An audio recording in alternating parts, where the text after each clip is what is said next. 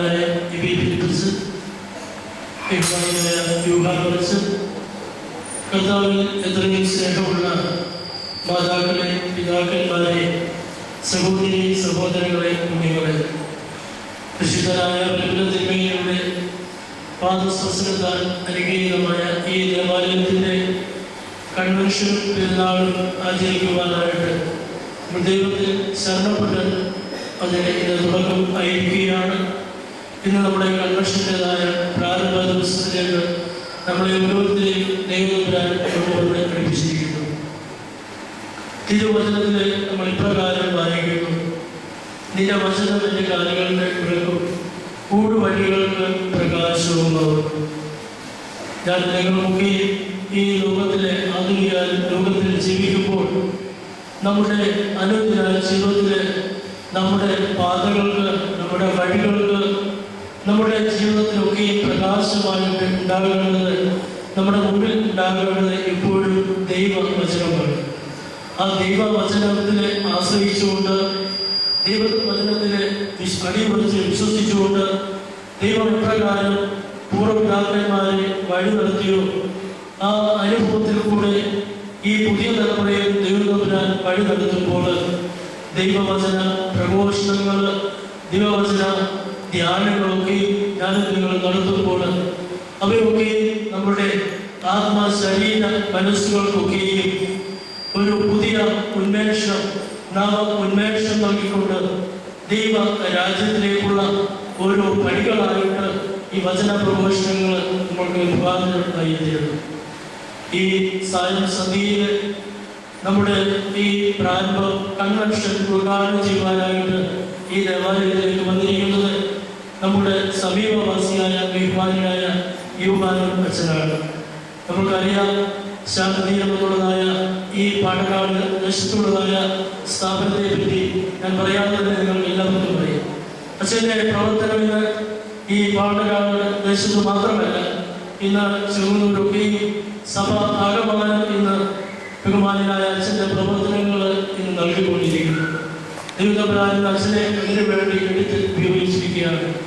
ഈ കൺവെൻഷൻ ഉദ്ഘാടനം ചെയ്യുവാനായിട്ട് നമ്മുടെ ദേവാലയത്തിലേക്ക് വന്നിരിക്കുന്ന ശാന്തി ദൈവത്തിൻ്റെ ഡയറക്ടർ കൂടിയായിരിക്കുന്ന ബഹുമാനായ യൂഹാനൻ അച്ഛനെ നിങ്ങളെ എല്ലാവരുടെയും പേരിൽ ആർദ്രവുമായിട്ട് ഞാൻ സ്വാഗതം ചെയ്യുന്നു. അടുത്തതായിട്ട് വചന പ്രഘോഷണം നടത്തുവാനായിട്ട് നമ്മുടെ ദേവാലയത്തിലേക്ക് വന്നിരിക്കുന്ന ബഹുമാനായ ഫിലിപ്സ്, കാർത്തിക പള്ളി സ്വദേശിയാണ്. അച്ഛൻ്റെ ദേവാലയത്തിൽ, നമ്മുടെ ദേവാലയത്തിൽ മുൻപും വന്ന് വചന ശുശ്രൂഷ നടത്തിയിട്ടുണ്ട്. സഭയുടെ മുൻ മാനേജിംഗ് കമ്മിറ്റി അംഗം, അതുപോലെ തന്നെ നമ്മുടെ പ്രാർത്ഥനാ യോഗത്തിൻ്റെ മലങ്കര ഓർത്തഡോക്സ് സഭയുടെ പ്രാർത്ഥനാ യോഗത്തിൻ്റെ ജനറൽ സെക്രട്ടറി, ഇങ്ങനെ കൺവെൻഷൻ പ്രാസംഗികൻ, അറിയപ്പെടുന്നതായ ഒരു വേദപണ്ഡിതൻ, ഇങ്ങനെ ഒത്തിരി നാമങ്ങൾ അച്ഛനെ പറ്റി പറയുവാനായിട്ട് സാധിക്കും. വചന പ്രഘോഷണത്തിനായിട്ട് ഈ ദേവാലയത്തിലേക്ക് വന്നിരിക്കുന്ന ബഹുമാനായ ഫിലിപ്സിനെ ഞങ്ങൾ എല്ലാവരുടെയും പേരിൽ ഞാൻ ഹാർദവുമായിട്ട് സ്വാഗതം ചെയ്യുന്നു. അതോടൊപ്പം തന്നെ ഇവിടെ നടക്കുന്നതായ വചന ശുശ്രൂഷ അവർ കാണിച്ചു നാളെ മുതൽ ഗ്രിഗോറിയൻ ടിവിയിൽ നമുക്ക് കാണുവാനായിട്ട് സാധിക്കും. അതിന് നമ്മുടെ പെരുന്നാൾ വരെയുള്ളതായ എല്ലാ കാര്യങ്ങളും ഗ്രിഗോറിയൻ ടിവിയിൽ നൽകപ്പെടുന്നുണ്ട്. അതിന് നേതൃത്വം നൽകുന്ന നമ്മുടെ ഇടഭാഗമായിരിക്കുന്ന ഭൂമണ്ഡലത്തിൽ ബഹുമാനായ ബിജുവാണ്. ഈ ഇനിയുള്ളതായ എല്ലാ കാര്യങ്ങൾക്കും ഏറ്റവും കൈതാളങ്ങളായിട്ട് ദേവാലയത്തിൽ വന്നുകൂടിയിരിക്കുന്നത് ഈ ദേവാലയത്തിലെ ഓരോ അംഗങ്ങളുമാണ്. എല്ലാവരുടെയും ദൈവനാമത്തിൽ ഈ കൺവെൻഷൻ്റെ പ്രാരംഭ ദിവസത്തിലേക്ക് ആർദ്രവുമായിട്ട് സ്വാഗതം ചെയ്തുകൊണ്ട് ഞാൻ എൻ്റെ വാക്കുകളെ ചൊല്ലുന്നു. ദൈവം നമ്മെ അനുഗ്രഹിക്കട്ടെ. കൺവെൻഷൻ ഉദ്ഘാടനം ചെയ്യുവാനായിട്ട് ബഹുമാനായ യൂഹാനൻ ക്ഷണിക്കുന്നു. ആദരണീയനായ വൈദിക ശ്രേഷ്ഠനെ, കർത്താവായ യേശുമിശിഹായിൽ അനുഗ്രഹിക്കപ്പെട്ട പ്രിയ സഹോദരങ്ങളെ, ഏവർക്കും ക്രിസ്തുവിനായ യേശു ക്രിസ്തുവിന്റെ നാമത്തിലുള്ള സ്നേഹവന്ദനം അറിയിക്കട്ടെ. ഗ്രിഗോറിയൻ ടിവിയിലൂടെ ലോകം മുഴുവൻ ഈ സുവിശേഷ പ്രസംഗം കാണുകയും കേൾക്കുകയും ചെയ്യുന്നത് ഓർപ്പിക്കുകയാണ്. ജീവിതമാകുന്ന ഗ്രന്ഥത്തിന്റെ ഓരോ അധ്യായങ്ങളും വിശുദ്ധിയുടെ സുവർണ്ണ ലിപികൾ കൊണ്ട് എഴുതപ്പെട്ട പരിശുദ്ധ പരിമല തിരുമേനിയുടെ നിറഞ്ഞ സാന്നിധ്യത്തിലാണ് നാം ഇവിടെ ആയിരിക്കുന്നത്. പ്രത്യേകിച്ച് ആ പരിശുദ്ധന്റെ പാദസ്പർശനമേറ്റ ഈ യോർദാൻപുരം സെന്റ് ഗ്രിഗോറിയോസ് ഇടവക മേൽക്കുമേൽ അഭിവൃദ്ധി പ്രാപിച്ചുകൊണ്ടിരിക്കുന്നു, നല്ല സാക്ഷ്യമുള്ള ഒരു ദേവാലയമായി പരിണമിച്ചുകൊണ്ടിരിക്കുന്നു എന്നുള്ള നഗ്ന സത്യം ഞാൻ ഇവിടെ വിസ്മരിക്കുന്നില്ല. ആ പരിശുദ്ധന്റെ നിറഞ്ഞ സാന്നിധ്യം ഈ ദേവാലയത്തിൽ നിന്ന് ഇവിടെ വന്ന് കണ്ണുനീരെടുക്കുന്നവർക്ക്, ഇവിടെ വന്ന് പ്രാർത്ഥിക്കുന്നവർക്ക് അത്ഭുതങ്ങളും അനുഗ്രഹങ്ങളും ലഭിച്ചുകൊണ്ടിരിക്കുന്നു എന്നുള്ള സത്യവും ഞാനിവിടെ ഈ ഒരു വർഷത്തെ പരിചയത്തിൽ നിന്ന് ഞാൻ പറയുവാനായിട്ടും ആഗ്രഹിക്കുകയാണ്. ജീവിത നവീകരണത്തിന്റെയും പശ്ചാത്താപത്തിന്റെയും പ്രായശ്ചിത്തത്തിന്റെയും ദിവസങ്ങളിലൂടെ നമ്മൾ കടന്നു പോവുകയാണ്. പാപം പോലെ നമുക്ക് നഷ്ടപ്പെട്ട ദൈവത്തിന്റെ കൃപ വീണ്ടെടുത്ത് തരുവാൻ നമ്മുടെ കർത്താവ് സഹിച്ച പീഡാസഹനങ്ങളെ കൊണ്ട് ആർദ്രമാണ് ഈ ദിവസങ്ങൾ. വലിയ നോമ്പ് അവൻ സഹിച്ചും മരിച്ചും ഉയർത്തും നമുക്ക് നേടിത്തന്ന ആ ദൈവകൃപയ്ക്ക് നാം നൽകുന്ന ഒരു വിലയായിട്ട് വേണം ഈ നോമ്പിനെയും ഈ കൺവെൻഷനെയും പെരുന്നാളിനെയും ഒക്കെ നമ്മൾ കാണേണ്ടത്. ഈ ഉദ്ഘാടന വേളയില് ഗ്രീക്ക് മിഥോളജിയിലെ ഒരു പക്ഷിയാണ് ഫീനിക്സ് പക്ഷി എന്നുള്ളത് എല്ലാവർക്കും അറിയാം. പ്രാചീന സാഹിത്യത്തിലും സംസ്കാരങ്ങളിലും മതങ്ങളിലും ഒക്കെ ഉയർപ്പിന്റെയും നവീകരണത്തിന്റെയും പുതുജീവന്റെയും പ്രതീകമായി നിൽക്കുന്ന ഒരു പക്ഷിയാണിത് ഫീനിക്സ് പക്ഷി. ഫയർ ബേർഡ്, തീക്കനൽ പക്ഷി അല്ലെങ്കിൽ വേനൽ പക്ഷി എന്നൊക്കെ അത് അറിയപ്പെടുന്നുണ്ട്. ഈ നോമ്പിന്റെ പെരുന്നാളിന്റെ ചൈതന്യത്തിന് ചേരുന്ന ഒരു സന്ദേശം ഈ പക്ഷിയിൽ അടങ്ങിയിട്ടുണ്ട് എന്ന് പറയുവാനാണ് ഞാൻ ശ്രമിച്ചുകൊണ്ടിരിക്കുന്നത്. ഈ പക്ഷി കൂടുതലും സൂര്യതാപമുള്ള സ്ഥലങ്ങളിലാണ് താമസിക്കുന്നത്. ഈ ഫീനിക്സ് പക്ഷി അതിന്റെ ജീവിത അവസാനം എത്തുമ്പോൾ ചുള്ളിക്കമ്പുകൾ കൊണ്ട് കൂടുണ്ടാക്കി അതിന്മേൽ ഇരിക്കും. അതും വളരെ സൂര്യതാപമുള്ള, സൂര്യന്റെ ചൂടേൽക്കുന്നതായിട്ടുള്ള സ്ഥലങ്ങളിൽ. ഈ സൂര്യന്റെ താപമേറ്റ് ഈ ചൂടേറ്റിട്ട് ഈ കൂട് വെന്ത് എരിഞ്ഞു പോകുന്നു. ഈ പക്ഷി വെന്ത് വെണ്ണീറാകുന്നു. എന്നാൽ ഈ അഗ്നി അല്ലെ സൂര്യന്റെ ചൂട് ഈ ഫീനിക്സ് പക്ഷിക്ക് ഒരു നാശത്തിന് കാരണമാകുന്നില്ല. നമ്മൾ കേട്ടിട്ടുള്ളത് പോലെ ചിതയിൽ നിന്ന് ഉയരുന്ന ഫീനിക്സ് പക്ഷി എന്ന് കേട്ടിട്ടുള്ളത് പോലെ ഈ വെന്ത് നശിക്കുന്നു എരിയുന്നുവെങ്കിലും ആ ചിതയിൽ നിന്ന് ഈ പക്ഷി എന്തു പുതുജീവൻ പ്രാപിച്ച് ഉയർത്തെഴുന്നേൽക്കുന്നു എന്നുള്ളതാണ് ആ പക്ഷിയുടെ ചരിത്രം. എങ്കിൽ ഈ നോമ്പ് എന്ന് പറയുന്നത് എന്തിനാണ്? യൗവനമുക്തമായ ഒരു ശരീരം, യൗവനമുക്തമായ ഒരു ഫീനിക്സ് പക്ഷി നമ്മിൽ നിന്ന് ഉയർത്തെഴുന്നേൽക്കണം. ഏതിലൂടെ? ഈ വലിയ നോമ്പിലൂടെ. ഈ വലിയ നോമ്പ് എന്ന് പറയുമ്പോൾ നീതിസൂര്യനായ കർത്താവിന്റെ അടുക്കലേക്ക് കുറച്ചുകൂടി അടുക്കുന്നതിനുള്ള സമയമാണ്. നമ്മൾ ആ നീതിസൂര്യന്റെ ചൂടേറ്റ് നമ്മുടെ ആത്മാവിനെ ചൂടാക്കുന്ന ഒരു അനുഭവം, ആത്മാവിനെ ചൂട് കൊടുക്കുന്ന ഒരു അനുഭവമാണ് ഈ വലിയ നോമ്പ് എന്ന് പറയുന്നത്. അതുകൊണ്ട് ഈ നോമ്പും ഈ വർഷത്തെ പെരുന്നാളും ഒക്കെ ഒരു നല്ല ഫീനിക്സ് പക്ഷികളായി പുതുജീവൻ പ്രാപിക്കുന്ന പുതിയ സൃഷ്ടികളായി ഉയർത്തെഴുന്നേറ്റ് വരുവാൻ തക്കവണ്ണം പര്യാപ്തമായി തീരട്ടെ എന്ന് പ്രാർത്ഥിക്കുന്നു. അതിന് ഈ വർഷത്തെ കൺവെൻഷനും പെരുന്നാളുകളും വലിയൊരു മുഖാന്തരമായി തീരട്ടെ. ഈ കൺവെൻഷൻ ഈ വർഷത്തേത് ഔദ്യോഗികമായിട്ട് ഉദ്ഘാടനം ചെയ്തുകൊണ്ട് ഞാൻ എന്റെ വാക്കുകൾ ഉപസംഹരിക്കുന്നു. ഇതിന് അവസരം തന്ന ബഹുമാനപ്പെട്ട അച്ഛനോടും നിങ്ങൾ ഓരോരുത്തരോടുമുള്ള സന്തോഷം അറിയിച്ചുകൊണ്ടും ഉപസംഹരിക്കട്ടെ. നമ്മുടെ കുഞ്ഞുങ്ങൾ മനോഹരമായി ഗീതം ആലപിച്ചു. എങ്കിലും വചന ശുശ്രൂഷയുടെ ഒരുക്കത്തിനായിട്ട് നമുക്കെല്ലാം കൂടെ ചേർന്ന് സുപരിചിതമായ ഒരു ഗീതം ആലപിച്ചുകൊണ്ട് ആരംഭിക്കാം. നിന്ദാനം ഞാൻ അനുഭവിച്ചു, നിൻ സ്നേഹം ഞാൻ രുചിച്ചറിഞ്ഞു, നിന്ദാനം ഞാൻ അനുഭവിച്ചു, നിൻ സ്നേഹം ഞാൻ രുചിച്ചറിഞ്ഞു. യേശുവേ എൻ ദൈവമേ, നീ എന്നും മതിയായവൻ. യേശുവേ എൻ ദൈവമേ നീ എന്നും മതിയായവൻ നിന്ദാനം നിൻ സ്നേഹം നിന്ദാനം നിൻ സ്നേഹം കരുണാമയനായ കർത്താവേ, പ്രാർത്ഥനാപൂർവമായ അന്തരീക്ഷത്തിൽ നിന്റെ ആലയത്തിൽ അടികൾ ഒരുമിച്ച് കൂടുന്നു. സംഭവപൂർവമായ ലോകത്തിൽ അത്ഭുതകരമായി ഇന്നുവരെയും നീ കാത്തു പരിപാലിച്ചു. ഞങ്ങളായിരിക്കുന്നതെല്ലാം നിന്റെ കരുണയും നിന്റെ കൃപയും കൊണ്ട് തിരിച്ചറിഞ്ഞുകൊണ്ട് കർത്താവെ നിന്റെ കരുണയുടെ കരങ്ങളിൽ സമർപ്പിച്ച് നിനക്ക് ഹിതകരമായി ജീവിക്കാൻ ഞങ്ങളെ അനുഗ്രഹിക്കണമേ.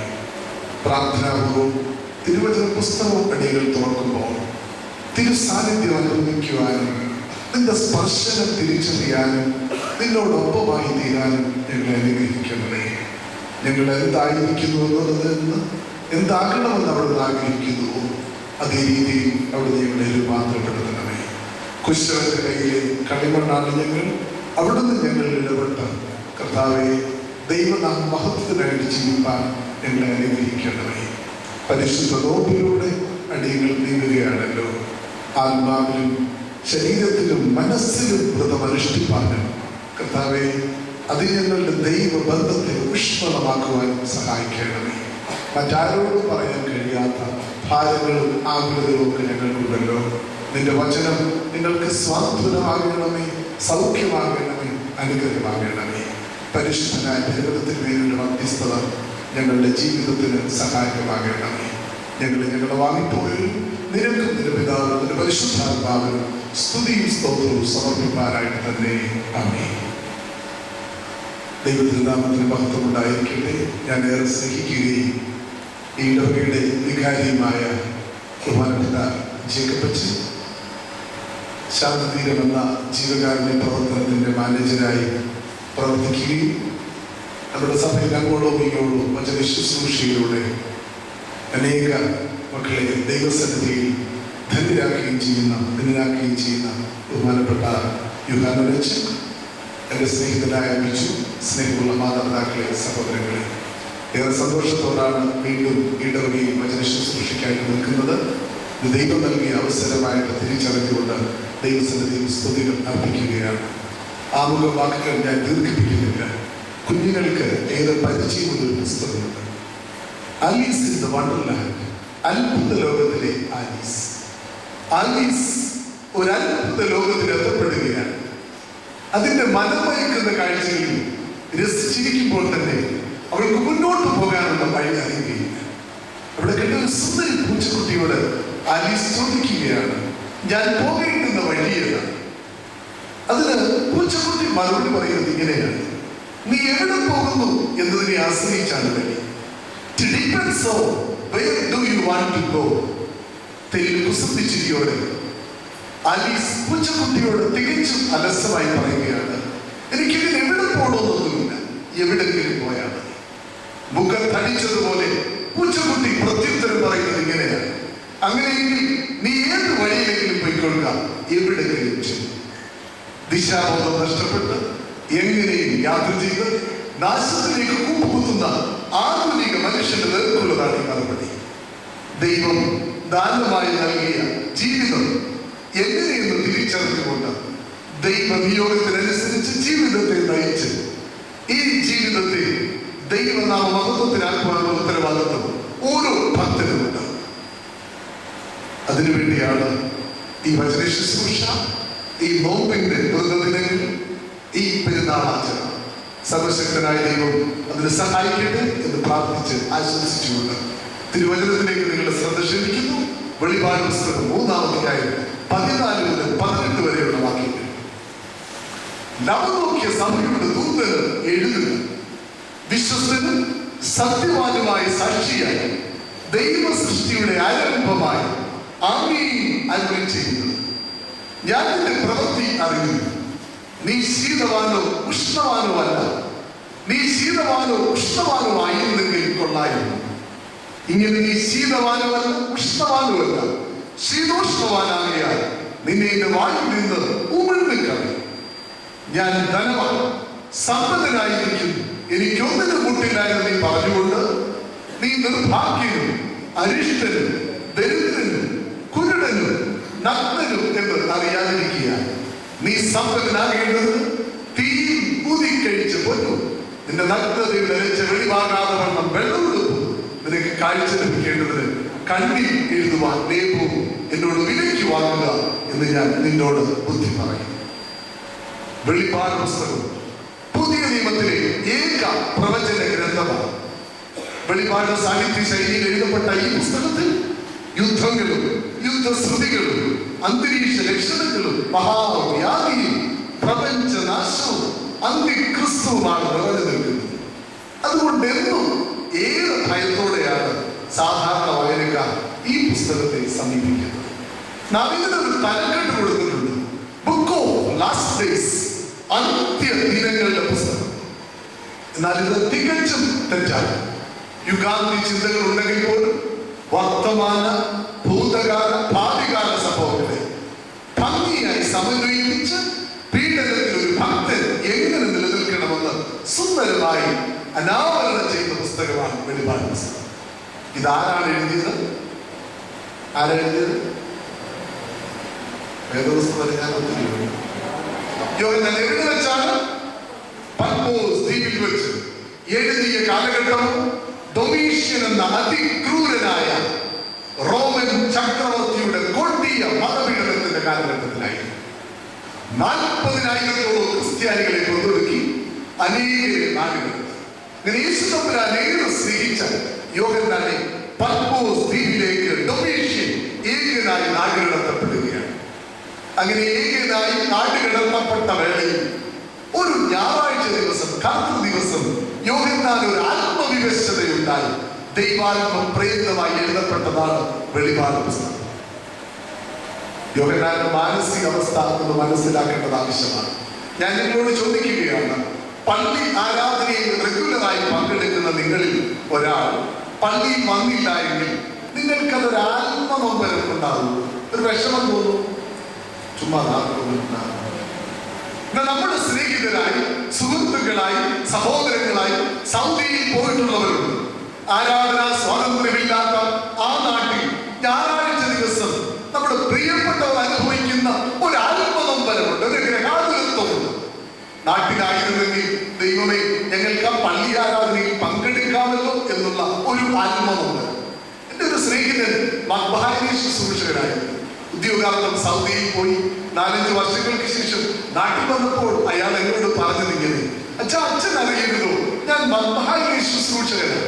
ദുഃഖവെള്ളിയാഴ്ചയൊക്കെ ദിവസം ഞാൻ മക്ബഹായിൽ അച്ഛന് പുസ്തകം പിടിച്ചു കൊടുക്കുന്ന ആളാണ്. ആരാധനയ്ക്ക് അച്ഛനോടൊപ്പം നേതൃത്വം കൊടുക്കുന്ന ആളാണ്. എന്നാൽ അച്ഛൻ അറിയണോ, ഒരു ദുഃഖവെള്ളിയാഴ്ച ദിവസം സൗദിയിൽ ഞാൻ ആയിരുന്ന സമയത്ത് എന്റെ ഇടുങ്ങിയ മുറിയിലിരുന്ന് ഞാൻ പാവട്ട് കരഞ്ഞു. എനിക്ക് ആ ആരാധനയിൽ പങ്കെടുക്കുവാനൊക്കില്ലല്ലോ എന്നോർത്ത്. ഇതേ മാനസിക അവസ്ഥയാണ് ഇന്ന് യോഹന്നാൻ. യെരൂശലേമിലെ ആരാധനയില്ല, തിരുവത്താഴമില്ല, സഹശിഷ്യന്മാരുടെ സാന്നിധ്യമില്ല, സഭയുടെ കൂട്ടായ്മയില്ല, പ്രബോധനമില്ല. ഏകനായി പത്മോസ് ദ്വീപിൽ നിൽക്കുകയാണ്. ഒരു കർത്തൃ ദിവസം, ഒരു ഞായറാഴ്ച ദിവസം യോഹന്നാന് ഒരു ആത്മനൊമ്പരം ഉണ്ടാവുകയാണ്. ആ ആത്മനൊമ്പരത്തിന്റെ നടുവിൽ ദൈവാത്മ പ്രേരിതമായി എഴുതപ്പെട്ടതാണ് വെളിപാട് പുസ്തകം. യോഹന്നാൻ തന്നെ പറയുന്നത് ഇങ്ങനെയാണ്, നിങ്ങളുടെ സ്നേഹിതനും ക്രിസ്തുയേശുവിന്റെ കഷ്ടതയിലും കൂട്ടായ്മയിലും സഹോദരനുമായ യോഹന്നാൻ എന്ന കർത്തൃ ദിവസം പത്മോസ് ദ്വീപിലായിരുന്നു. എനിക്കൊരു ആത്മവിവശതയുണ്ടായി. കാരണത്തിനൊന്നൊരു നാദം എന്റെ പുറകിൽ ഞാൻ കേട്ടു. ഞാൻ കേട്ട നാദമെന്നറിയുവാൻ ഞാൻ തിരിഞ്ഞു. 7 പൊൻനിലവിളക്കുകളുടെ നടുവിൽ മാനത്ത് പൊൻകച്ചെറിഞ്ഞ മനുഷ്യപുത്രനെ ഞാൻ കണ്ടു. അവന്റെ തലയും തലമുടിയും ഹിമം പോലെ വെണ്മയുള്ളതായിരുന്നു. അവന്റെ കാലുകൾ ചുട്ടുപഴുത്ത വെള്ളം ഓടാമ്പലിന് സമം. അവന്റെ 2 കണ്ണുകളും അഗ്നിജ്വാലയ്ക്ക് സമമായിരുന്നു.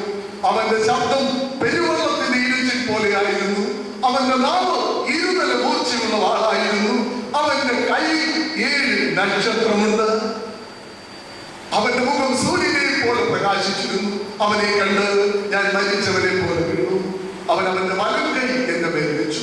അവൻ എന്നോട് പറഞ്ഞു, ഞാൻ ആദ്യനും അന്ത്യനുമാണ്. സ്വർഗത്തിന്റെയും പാതാളത്തിന്റെയും താക്കോൽ എന്റെ കയ്യിലുണ്ട്. നീ കണ്ടതും കണ്ടുകൊണ്ടിരിക്കുന്നതും കാണുവാനുള്ളതും എന്റെ കയ്യിലുള്ള 7 നക്ഷത്രവും 7 പൊൻനിലവിളക്കുകളുടെ മാർഗവും നീ എഴുതുക. അങ്ങനെ ദൈവാത്മ പ്രേരിതമായി എഴുതപ്പെട്ടതാണ് വെളിപാട് പുസ്തകം. ഈ പുസ്തകത്തിന്റെ പേര് വെളിപാടെന്നാണെങ്കിൽ നമുക്കൊന്നും വെളിപ്പെട്ട് കിട്ടുന്നില്ല. അതുകൊണ്ടാണ് നമ്മൾ ഇത് അങ്ങനെ വായിക്കാതെ ഇരിക്കുന്നത്. കാരണം ഇത് വായിക്കുമ്പോൾ നാം കാണുന്നത് എന്താണ്? മുദ്രകൾ, കലശങ്ങൾ, ദൂതന്മാർ, കാഹളങ്ങൾ, മൃഗങ്ങൾ, സഖികളൊക്കെയാണ്. ഇത് എത്ര വായിച്ചിട്ട് നമുക്ക് പിടികിട്ടുന്നില്ല. അതുകൊണ്ട് നമ്മൾ ഇതൊന്ന് മാറ്റിവെക്കും. എന്തുകൊണ്ട് ഇങ്ങനെ ചില പ്രതീകങ്ങളായി ഈ പുസ്തകം എഴുതി? അത് ഞാൻ പറയുമ്പോൾ നിങ്ങൾക്ക് മനസ്സിലാകും. ഡൊമീഷ്യന്റെ മതപീഡനത്തിന്റെ കാലത്തിൽ എഴുതിയതാണ് ഈ പുസ്തകം. അതുകൊണ്ട് തന്നെ പരസ്യമായിട്ട് ആശയ ക്രിസ്ത്യാനികൾ സംവേദനം ചെയ്തു കഴിഞ്ഞാൽ ചക്രവർത്തിയുടെ ആളുകൾ പിടിക്കും, മതപീഡനത്തിന് വിധേയമാകും, ജീവൻ പോലും നൽകേണ്ടതായിട്ട് വരും. അതുകൊണ്ട് തങ്ങൾക്ക് മാത്രം മനസ്സിലാകുന്ന രീതിയിൽ ആശയം സംവേദനം ചെയ്യുന്നു. അതിനുവേണ്ടി കോഡുകൾ ഉപയോഗിച്ച് എഴുതിയതാണ് വെളിപാട് പുസ്തകം. ഞാനൊരു കാര്യം പറയട്ടെ. നമ്മുടെ വീടുകളിൽ നമ്മുടെ കൗമാരക്കാരായ നമ്മുടെ കുഞ്ഞുങ്ങൾ ഫോൺ ചെയ്യുന്ന സമയത്ത് മാതാപിതാക്കൾ അടുത്ത് വരുമ്പോൾ എന്താ സംഭവിക്കുന്നത്? പെട്ടെന്ന് അവരുടെ ശബ്ദം ഒന്ന് താഴും. പിന്നെ നമ്മളല്ല ദൈവം തമ്പുരാ വിചാരിച്ചാൽ അവരെന്താ പറയുന്നത് പിടികിട്ടത്തില്ല. എന്നാൽ ഫോണിന്റെ ഇങ്ങേ തലയ്ക്കുള്ള ആളിനും അങ്ങേ തലയ്ക്കുള്ള ആളിനും എല്ലാം പിടികിട്ടും. കാരണം അതിന്റെ കോഡുകളാകും നിങ്ങളോട് പറയുന്നത്. എവിടെ പോകണം, എങ്ങനെ കാണണം, എങ്ങനെ ചെല്ലണം, അങ്ങനെയൊക്കെ അതനുസരിച്ച് അവർ ചെയ്യുകയും ചെയ്യും. ഇതൊക്കെ പരസ്യമായിട്ട് പറഞ്ഞാലോ തുറന്ന് പറഞ്ഞാലോ അപ്പനെയോ അമ്മയോ വെച്ച് പൊറപ്പിക്കത്തില്ല, കൊടിയ പീഡനം തന്നെയാണ്. അതുകൊണ്ട് തങ്ങൾക്ക് മാത്രം മനസ്സിലാകുന്ന കോഡുകൾ ഇതേ രീതിയിലാണ് വെളിപാട് പുസ്തകം എഴുതിയത്. അത് എല്ലാ കാലത്തും ഇതുപോലുള്ള കോഡുണ്ടായിരുന്നു. അടിയന്തരാവസ്ഥ കാലത്ത് കമ്മ്യൂണിസ്റ്റുകാർ പരസ്പരം മനസ്സിലാക്കിയിരുന്നതിന് ചില കോഡുകൾ വെച്ചാണ്. ഒരാൾ ചോദിക്കും, വീടിയുണ്ടോ സഖാവെ? തീപ്പെട്ടി തരാം. അപ്പൊ അടുത്ത ആൾ പറയും, തീപ്പെട്ടിയുണ്ടോ സഖാവെ? വീടി തരാം. കമ്മ്യൂണിസ്റ്റുകാരാണെന്ന് പറഞ്ഞു. ക്രൈസ്തവ സഭയുടെ വളർച്ചയിലും ഇതുപോലെ കോഡുണ്ടായിരുന്നു. ഒരാൾ ഒരു കൈ ഉയർത്തിയാൽ മറ്റേ 2 കൈ ഉയർത്തിയാൽ ഉറപ്പിക്കാൻ ക്രിസ്ത്യാനിയാണ്. ഒരു കൈ ഉയർത്തിയാൽ ക്രിസ്തു ഉയർത്തെഴുന്നേറ്റത്തിന്റെ കോഡ്, 2 കൈ ഉയർത്തിയാൽ ക്രിസ്തു വാസ്തവമായി ഉയർത്തെഴുന്നേറ്റത്തിന്റെ കോഡ്. കടൽക്കരയിൽ ഒരു മത്സ്യത്തിന്റെയോ കപ്പലിന്റെയോ പടം വരച്ചിട്ടാൽ ഉറപ്പിക്കാം അത് ക്രിസ്ത്യാനി തന്നെ. ഈ പുസ്തകത്തിന്റെ ആദ്യ ഭാഗത്ത് ഏഷ്യ മൈതാനിലുള്ള 7 സഭകൾക്കുള്ള ലേഖനമാണ്. ഈ 7 സഭകളുടെ പേരെന്ന് പറയുന്നവർക്ക് ഞാനൊരു അവാർഡ് തരാം. എനിക്ക് ഉറപ്പുണ്ട് പറയുന്നത്, അതുകൊണ്ട് അവാർഡ് പ്രഖ്യാപിച്ചു. ഏഷ്യ മൈതാനിലെ 7 സഭകൾ: Ephesus, Smyrna, Pergamus, Thyatira, Sardis, Philadelphia, Laodicea. Asia മൈതാനിലുള്ള 7 സഭകൾക്കുള്ള ലേഖനം നിങ്ങൾ വീട്ടിൽ പോയി നിർബന്ധമായി വായിക്കണം. വെളിപാട് പുസ്തകം 2-3 അധ്യായങ്ങൾ വായിക്കുമ്പോൾ അതിലെ ലേഖനങ്ങൾക്ക് ചില സമാനതകളുണ്ട്. ഈ 7 ലേഖനങ്ങൾ, ഈ 7 ലേഖനങ്ങളും ഭംഗിയായി വായിച്ചാൽ പഠിച്ചാൽ നിങ്ങൾക്ക് മനസ്സിലാകും. അതിന് പൊതുവായിട്ട് 6 കാര്യങ്ങളാണ്. ഒന്ന്, അരുളി ചെയ്യുന്നവൻ ആര്? നാം പഠിക്കുന്നത് ഏത് സഭയെ പറ്റിയാണ്? ലവോദിക്ക സഭ. അവിടെ പറയുന്നത് ഇങ്ങനെയാണ്: 7 വിശ്വസ്തനും സത്യവാനുമായ ദൈവ സൃഷ്ടിയുടെ ആരംഭമായി ആമീൻ അരുളി ചെയ്യുന്നത്. ഇതുപോലെ 7 സഭകളുടെ ലേഖനങ്ങളിലും അരുളി ചെയ്യുന്നവൻ ആരാണെന്ന് പറയുന്നുണ്ട്. 2, സഭയുടെ നന്മകൾ പറയും. 3, സഭയുടെ പോരായ്മകൾ പറയും. 4, എന്ത് പ്രതിവിധികൾ ചെയ്യണമെന്ന് പറയുന്നു. 5, പ്രതിവിധികൾ അനുസരിച്ച് പ്രവർത്തിച്ചാൽ പ്രതിഫലം കിട്ടുമെന്ന് പറയുന്നു. 6, ഒരു പൊതുവായ പ്രസ്താവന നടത്തുന്നു. ആത്മാവ സഭകളോട് പറയുന്നത് ചെവിയുള്ളവൻ കേൾക്കട്ടെ. ഇങ്ങനെ 6 കാര്യങ്ങൾ ഈ 7 സഭകൾക്കുള്ള ലേഖനങ്ങളിലും ഉണ്ട്. ഇത് മനസ്സിലാക്കാൻ ഞാനൊരു കാര്യം പറയാം. നിങ്ങൾ ഐഡിയ സ്റ്റാർസ് ഇങ്ങനെ കാണാറുണ്ടോ? ആരും കാണാം? നല്ല മനുഷ്യൻ. അതിന്റെ ആയിരങ്ങളുടെ പേരെന്ന് പറയാമോ? ഐഡിയ ശാസ്ത്ര കാണുന്നതിൽ 1000 പേരുകളൊക്കെ എഴുതും. രഞ്ജിനി, ബാക്കിയുള്ള മുഴുവൻ പേര് പറഞ്ഞു രഞ്ജിനി ഹരിദാസ്. ഈ പാർട്ടിസിപ്പൻസിന്റെ പെർഫോമൻസ് കഴിഞ്ഞ രഞ്ജിനി ഹരിദാസ് ആദ്യം എന്താ പറയുന്നത് അറിയാമോ? എത്ര ജഡ്ജസിനെ പരിചയപ്പെടുത്തിയാലും വീണ്ടും പറയും, നമ്മുടെ സംഗീത സാമ്രാജ്ഞി ശ്രീകുമാർ, ദക്ഷിണേന്ത്യയുടെ ആലപ്പാടി, KS ചിത്ര പറയുമോ? പറയും. ജഡ്ജസിനെ പരിചയപ്പെടുത്തുന്നത് പോലെ അതുപോലെ തന്നെ അതേ രീതിയിലാണ് ഇവിടെ ലേഖനങ്ങളിലും ദൈവത്തെ പരിചയപ്പെടുത്തുന്നത്. വിശ്വസ്തനും സത്യവാനുമായ സാക്ഷിയായി ദൈവസൃഷ്ടിയുടെ ആരംഭമായ ആമീൻ അരുളി ചെയ്യുന്നത്. രഞ്ജിനി ഹരിദാസ് ഇങ്ങനെ പറഞ്ഞതിന് ശേഷം ജഡ്ജസിന്റെ കമന്റ്സ് ആരംഭിക്കുക. എന്താണ് ആദ്യം പറയുന്നത്? മോളെ മോനെ പാട്ട് എക്സലന്റ് ആയിരുന്നു, നല്ല കൊറിയോഗ്രാഫി ഒക്കെ ഉണ്ടായിരുന്നു, ശരിയാണ്. അത് കഴിഞ്ഞിട്ട് എന്താ പറയുന്നത്? പോരായ്മകൾ പറയും. എന്ത് പോരായ്മയാ പറയുന്നത്? എന്തോ പോയെന്ന് പറയും. എന്തോ പോയെന്ന് പറയുന്നത്? സംഗതി പോയെന്ന് പറയും. ആരും കാണാനായില്ല. അത് കഴിഞ്ഞിട്ട് എന്താ പറയുന്നത്? പ്രതിവിധികൾ പറയും. കുഞ്ഞെ വെറുതെ എന്തെങ്കിലും വന്ന് പാടാനുള്ള സ്ഥലമല്ല, ഭംഗിയായിട്ട് പരിശീലിച്ചിട്ട് നീ ചെയ്യേണ്ടതായിരുന്നു. സാധനമൊക്കെ ചെയ്യണം, ഭംഗിയായി പരിശീലിക്കണം. ആണോ? പ്രതിവിധികൾ പറയും. അത് കഴിഞ്ഞിട്ട് എന്താണ്? പ്രതിവിധികൾ അനുസരിച്ച് പ്രവർത്തിച്ചാൽ ഇത് പ്രതിഫലം കിട്ടുമെന്ന് പറയും. എന്തോ കിട്ടുമെന്നാ പറയുന്നത്? എന്താ കിട്ടുന്നത്? ഫ്ലാറ്റ് കിട്ടുമെന്ന് പറയും, ഇല്ലേ? അവസാനം ഒരു പൊതുവായ കമന്റ്. ഇത് ഇവരോട് മാത്രമല്ല പറയുന്നത്, എല്ലാവരോടും പറയുന്നത്. 7 സഭകൾക്കുള്ള ലേഖനങ്ങളിലും ഈ 6 കാര്യങ്ങളുണ്ട്. അരുളി ചെയ്യുന്നവരാര്? സഭയുടെ നന്മകൾ, പോരായ്മകൾ, പ്രതിവിധികൾ അനുസരിച്ച് പ്രവർത്തിച്ചാൽ കിട്ടുന്ന പ്രതിഫലം, പൊതുവായ പ്രസ്താവന. നാം പഠിക്കുന്നത് ഏത് സഭയെ പറ്റിയാണ്? ലവദോക്കിയ സഭ. ലവദോക്കിയ എഫേസസിന് കീഴിലുള്ള പട്ടണമാണ്. BC 250 അന്ത്യോക്യൻ രണ്ടാമൻ തന്റെ സുന്ദരിയായ രാജ്ഞി ലവദോക്കിയുടെ നാമത്തിൽ പണി കഴിപ്പിച്ച പട്ടണം. പേരുകൊണ്ടും പ്രശസ്തി കൊണ്ടും സമ്പൽ സമൃദ്ധി കൊണ്ടും സുഖശീതളമായ കാലാവസ്ഥ കൊണ്ടും റോമിൽ അറിയപ്പെട്ട പട്ടണമായിരുന്നു ലവദോക്കിയ. ആദ്യകാലം മുതൽ ഇവിടെ ഒരു ക്രൈസ്തവ സമൂഹം ഉണ്ടായിരുന്നു. പരിശുദ്ധനായ പൗലോസ്ലീഹായുടെ കാലഘട്ടത്തിൽ ഇത് പടർന്ന് പന്തലിച്ച് വിസ്തൃതമാണ്. ഈ സഭയ്ക്കുള്ള ലേഖനമാണ് നാം പഠിക്കുന്നത്. അത് തുടങ്ങുന്നത് ഇങ്ങനെയാണ്: വിശ്വസ്തനും സത്യവാനുമായ ദൈവ സൃഷ്ടിയുടെ ആരംഭമായി ആമീൻ അരുളി ചെയ്യുന്നത്. ദൈവം അരുളി ചെയ്യുന്നതാണ്. പക്ഷെ ദൈവത്തിന് എന്താ ഇത്രയും വിശേഷണങ്ങൾ കൊടുക്കാൻ കാരണം എന്താണ്? ഇനി ഞാൻ പറയുമ്പോൾ നിങ്ങൾക്കത് വ്യക്തമാണ്. ഞങ്ങൾ മക്കൾ സ്കൂളിൽ പഠിച്ചുകൊണ്ടിരുന്ന വേളയിൽ എൻ്റെ അച്ഛൻ ഞങ്ങൾ മക്കളോട് പറയുന്ന ഒരു കാര്യമുണ്ട്. എടാ, നയാ പൈസ അനാവശ്യമായിട്ട് കളയാത്ത അപ്പനാണ് നിന്നോടൊക്കെ പറയുന്നത്. അതിനൊരർത്ഥേ ഉണ്ടായിരുന്നുള്ളൂ. അപ്പൻ സൂക്ഷ്മതയോട് പണം കൈകാര്യം ചെയ്യുന്നത് പോലെ ഞങ്ങൾ കൈകാര്യം ചെയ്യുന്നില്ല എന്നും, അതുകൊണ്ട് അപ്പൻ എങ്ങനെയോ അതുപോലെ ആകണമെന്നുമാണ് അതിനർത്ഥം. അതേ രീതിയിൽ ഇതിനെ ഒന്ന് കണ്ടു നോക്കിയേ. വിശ്വസ്തനും സത്യവാനുമായ സാക്ഷിയായി ആമീൻ അരുളി ചെയ്യുന്നത്. വിശ്വസ്തതയില്ലാത്ത, സത്യസന്ധതയില്ലാത്ത ലവദോക്യക്കാരോട് താൻ എങ്ങനെയായിരിക്കുന്നു അതുപോലെ ആകണമെന്നാണ് ഉചിതനായ ആമീൻ പറയുന്നത്. ആമീൻ എന്ന പദത്തിന്റെ അർത്ഥം എന്താണ്? അപ്രകാരം തന്നെ ഒരു മാറ്റവും ഇല്ലെന്നാണ്. മാറിയും മറിഞ്ഞു നിൽക്കുന്നവനല്ല ലവദോക്കിയ, മാറിയും മറിഞ്ഞു നിൽക്കുന്നവൻ. അതിന് പഠിക്കുമ്പോൾ നിങ്ങൾക്ക് മനസ്സിലാകും. ഉചിതനായ ആമീൻ പറയുകയാണ്, വിശ്വസ്തതയില്ലാത്ത, സത്യസന്ധതയില്ലാത്ത, മാറിയും മറിഞ്ഞു നിൽക്കുന്ന ലവദോക്കിയ ഞാൻ എങ്ങനെയോ അതുപോലെ ആയിത്തീരണം. അടുത്ത വാക്യം എന്താണ്? നീ ശീതവാനുമല്ല ഉഷ്ണവാനുമല്ല, ശീതോഷ്ണവാനാകയാൽ നിന്നെ എന്റെ വായിൽ നിന്ന് ഉമിണ്ട് കളയുമെന്ന് പറയുകയാണ്. അതിന് ലവദോക്കിയുടെ ഭൂമിശാസ്ത്രം പഠിക്കുന്നു. ലവദോക്കിക്ക് അടുക്കൽ ഹിറാപോലിസ് എന്ന് പറഞ്ഞൊരു സ്ഥലമുണ്ട്. ഇവിടെ തിളച്ച അരുവികളുണ്ട്. ഈ തിളച്ച വെള്ളം കുടിക്കുന്നതും ഇതിൽ കുളിക്കുന്നതും ശരീരത്തിന് സൗഖ്യം തരുമെന്ന് ലവദോക്കിയുള്ളവർ മുഴുവൻ വിശ്വസിച്ചു. എന്നാൽ ഈ തിളച്ച വെള്ളം ഒഴുകി ലവദോക്കിയിലേക്ക് വരുമ്പോൾ അത് വാട്ടവെള്ളമാണ്. അവിടെ ചുണ്ണാമ്പുകല്ലുകളുണ്ട് ഉള്ളത് കൊണ്ട്, അതിൽ പതിച്ചു വരുന്നത് കൊണ്ട് ഒരു ചുമയുമുണ്ട്. കുടിച്ചു കഴിഞ്ഞാൽ അപ്പോഴേ പോക്കായിരിക്കും. ഈ ഭൂമിശാസ്ത്ര പശ്ചാത്തലത്തിൽ എന്തുകൊണ്ടാണ് ആമീൻ പറയുന്നത്? ഇതുപോലെയാണ് നീയും. നീ ശീതവാനും അല്ല ഉഷ്ണവാനുമല്ല, അതുകൊണ്ട് നിന്നെ കൊണ്ട് എനിക്ക് ഒന്നും പറ്റുകയില്ല, നിന്നെ ഉമിണ്ട് കളയുമെന്ന് പറയുകയാണ്. ഞാൻ നിങ്ങളോട് ചോദിക്കട്ടെ, നമുക്ക് എന്നും വെറുപ്പ് മറന്നു പോകുന്നത് ആരെ പറ്റിയാണ്? നിലപാടുകൾ തെറ്റാണെങ്കിൽ പോലും ചക്കൂറ്റത്തോട് പറയുന്നവരെ ആദരവോടെ നാം കണ്ടിട്ടുള്ളൂ.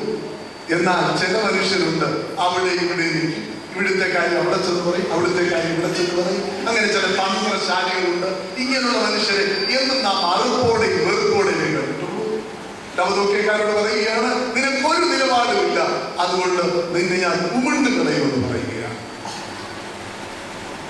ഒരു 2-3 വർഷം മുമ്പ് ഞാൻ നോർത്ത് ഇന്ത്യയിൽ ഒരു പള്ളിയിൽ പ്രസംഗത്തിൽ പോയി.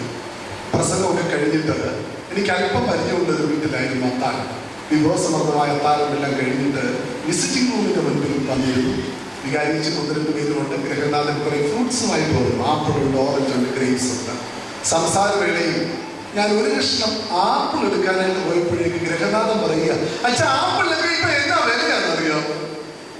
കറണ്ട് അടിച്ചതുപോലെ കയ്യിൽ പോയി. അത്രയും വിലയുള്ള ആപ്പിൾ എടുക്കാൻ പറ്റുമോ? നല്ല ആപ്പിൾ അച്ഛന്റെ മുൻപിൽ കൊണ്ടുവച്ചു എന്നൊരു കാര്യമാണ് ആപ്പിൾ പറഞ്ഞതെങ്കിൽ പോലും ഒരു നിമിഷം ഒന്ന് കൈ അടച്ചെടുക്കാൻ പറ്റുമോ, എടുക്കാതിരിക്കാൻ പറ്റുമോ എന്നുള്ളത് ഏതായാലും കഴിച്ചിട്ടാ പോരുന്നെങ്കിൽ പോലും ഒന്ന് അറച്ചതാണെന്ന് നിങ്ങൾ ഇപ്പോഴും ഓർക്കുകയാണ്. കൊട്ടാരക്കരയിലുള്ള ആളുകൾ ആരെങ്കിലും ഉണ്ട് എന്നോട് ക്ഷമിക്കണം. ഞങ്ങളുടെ നാട്ടിൽ കൊട്ടാരക്കരയിലുള്ള ആളുകളെ പറ്റി ഒരു കാര്യം പറയും. കൊട്ടാരക്കരയിൽ ഒരു 4 അതിഥികൾ ചെന്ന് കഴിഞ്ഞാൽ അവർ 3 അവലോസുണ്ട വെക്കുകയുള്ളതാണ് പറയും. അവലോസുണ്ടെന്ന് വെച്ചാൽ അറിയാമോ?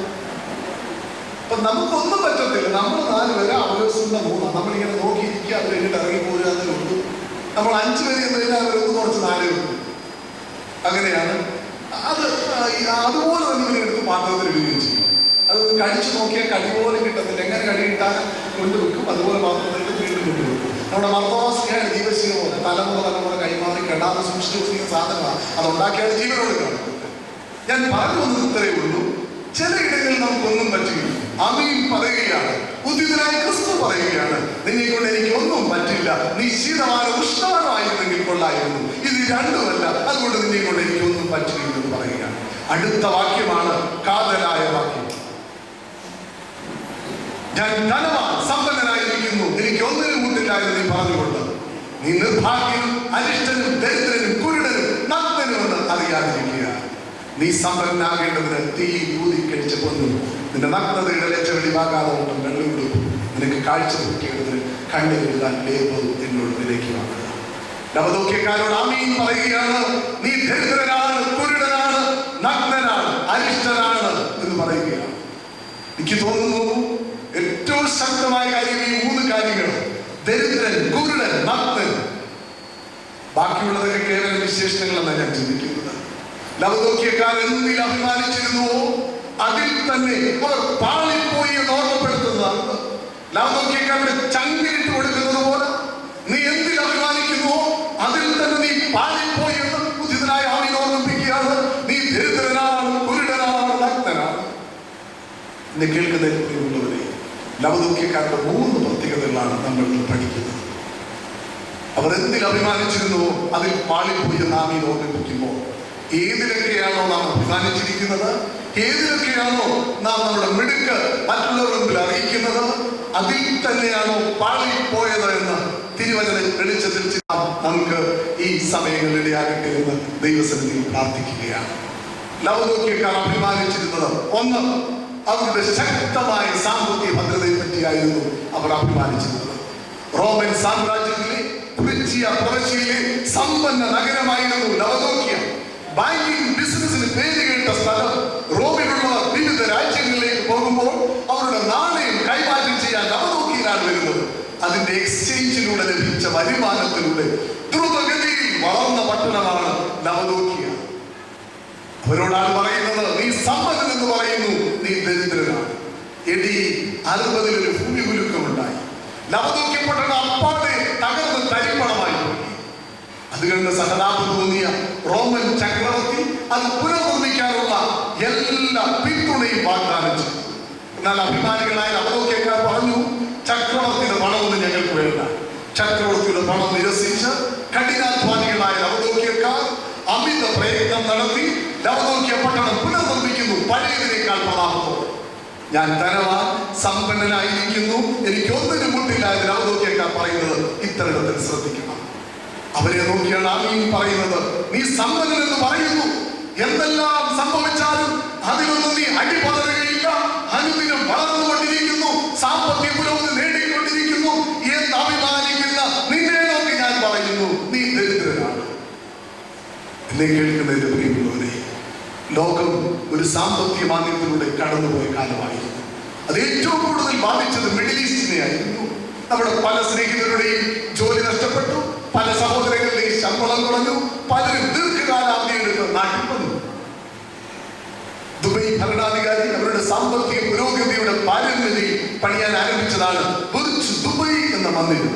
എപ്പോൾ പണി ആരംഭിച്ചോ അപ്പോഴേക്ക് ഇക്കണോമിക് റിസഷൻ ദുബൈയെ പിടിച്ചു കുലുക്കി.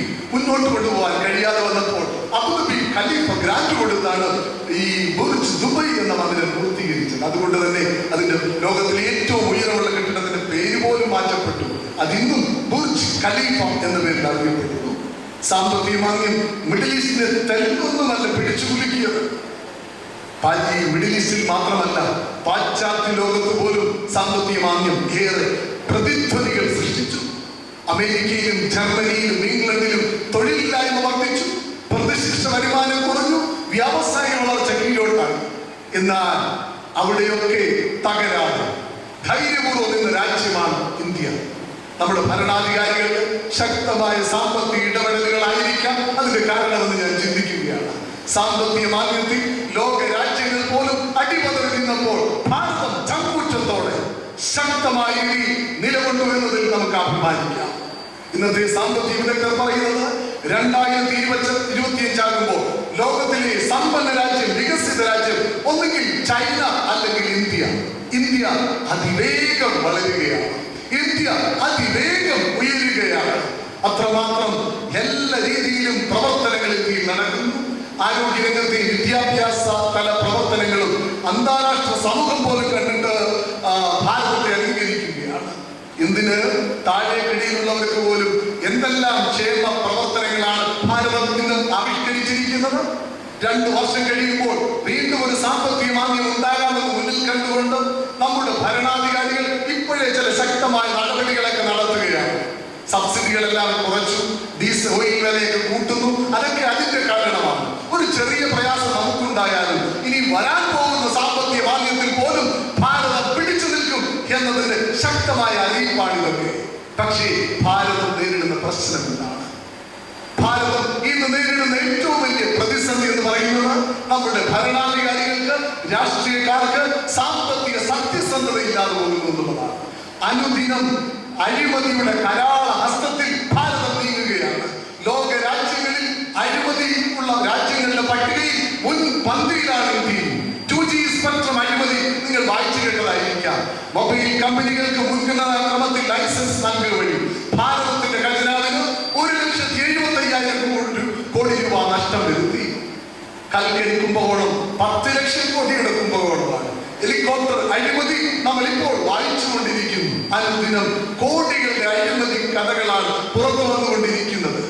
ഭാരതത്തിൽ നിന്ന് സ്വിസ് ബാങ്കുകളിലേക്ക്, മറ്റ് വിദേശ ബാങ്കുകളിലേക്ക് പോകുന്ന കള്ളപ്പണത്തിന്റെ കണക്കെത്രാണെന്ന് അറിയാമോ? 1456 ലക്ഷം കോടി രൂപയാണ്.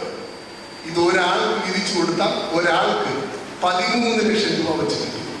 അണ്ണാ ഹസാരെ എന്ന ഒരു പടുവൃത്തൻ സഹന സമരം നടത്തുന്നത് മുഴുവനും ഈ കള്ളപ്പണം തിരിച്ചു പിടിക്കണമെന്ന് പറഞ്ഞുകൊണ്ടാണ്. ആ മനുഷ്യന്റെ ആ പ്രസരിപ്പിനെ, കരുത്തിനെ നാം സ്തുതിച്ചേ നമിച്ചേ മതിയാകുള്ളൂ. ഭാരതം വളരുകയാണ്, ഉയരുകയാണ്. അതോടൊപ്പം സത്യസന്ധതയില്ലായ്മ കാണുകയാണ്. നമ്മുടെയൊക്കെ ജീവിതത്തിലും നിങ്ങൾ ചിന്തിച്ചു നോക്കുക, പഴയതിനേക്കാൾ എത്രമാത്രം സാമ്പത്തിക പുരോഗതി നമുക്കൊക്കെ ഉണ്ട്. നമ്മളൊക്കെ പറയുന്നുണ്ട്, ആരൊക്കെ വിചാരിച്ചാലും നമ്മളെ ഒന്നും ചെയ്യാൻ പറ്റുകയില്ല. 2 3 വർഷം സുഖിച്ച് ജീവിക്കാനുള്ളത് ഞങ്ങളുടെ കയ്യിലുണ്ട്. അതല്ല, 1 2 തലമുറയ്ക്കുള്ളത് ഞങ്ങൾ ബാങ്കിൽ ഇട്ടിട്ടുണ്ട്. എന്തെല്ലാം പ്രശ്നം രാജ്യത്ത് വന്നാലും ചുറ്റുപാടുകൾ വന്നാലും ഞങ്ങൾ ചില എന്തെല്ലാം പ്രയാസങ്ങളെ നേരിട്ടാലും ഞങ്ങൾക്ക് പ്രശ്നമൊന്നുമില്ല. ആ ബോളും ഞങ്ങളുടെ കയ്യിലുണ്ട്. എന്നാൽ ആമീൻ പറയുകയാണ്, നീ സമ്പന്നൻ എന്ന് പറയുന്നു, ഇതാണ് നിന്നെ ദാരിദ്ര്യത്തിൽ കൊണ്ടെത്തിക്കുന്നത്. ഇന്ന് നമ്മുടെ കുടുംബങ്ങൾ നേരിടുന്ന പ്രശ്നങ്ങൾ എന്താണ്? സമ്പത്തുള്ളത് കൊണ്ടുള്ളതാണോ? സമ്പത്തില്ലാത്തത് കൊണ്ടാണോ? സമ്പത്തുള്ളത് കൊണ്ടുള്ള പ്രശ്നങ്ങളല്ലേ? പടലപ്പിണക്കങ്ങളും ഒടുങ്ങാത്ത മത്സരങ്ങളും നമ്മുടെ കുടുംബങ്ങളിൽ, നമ്മുടെ ചുറ്റുപാടുകൾ നടക്കുകയാണ്.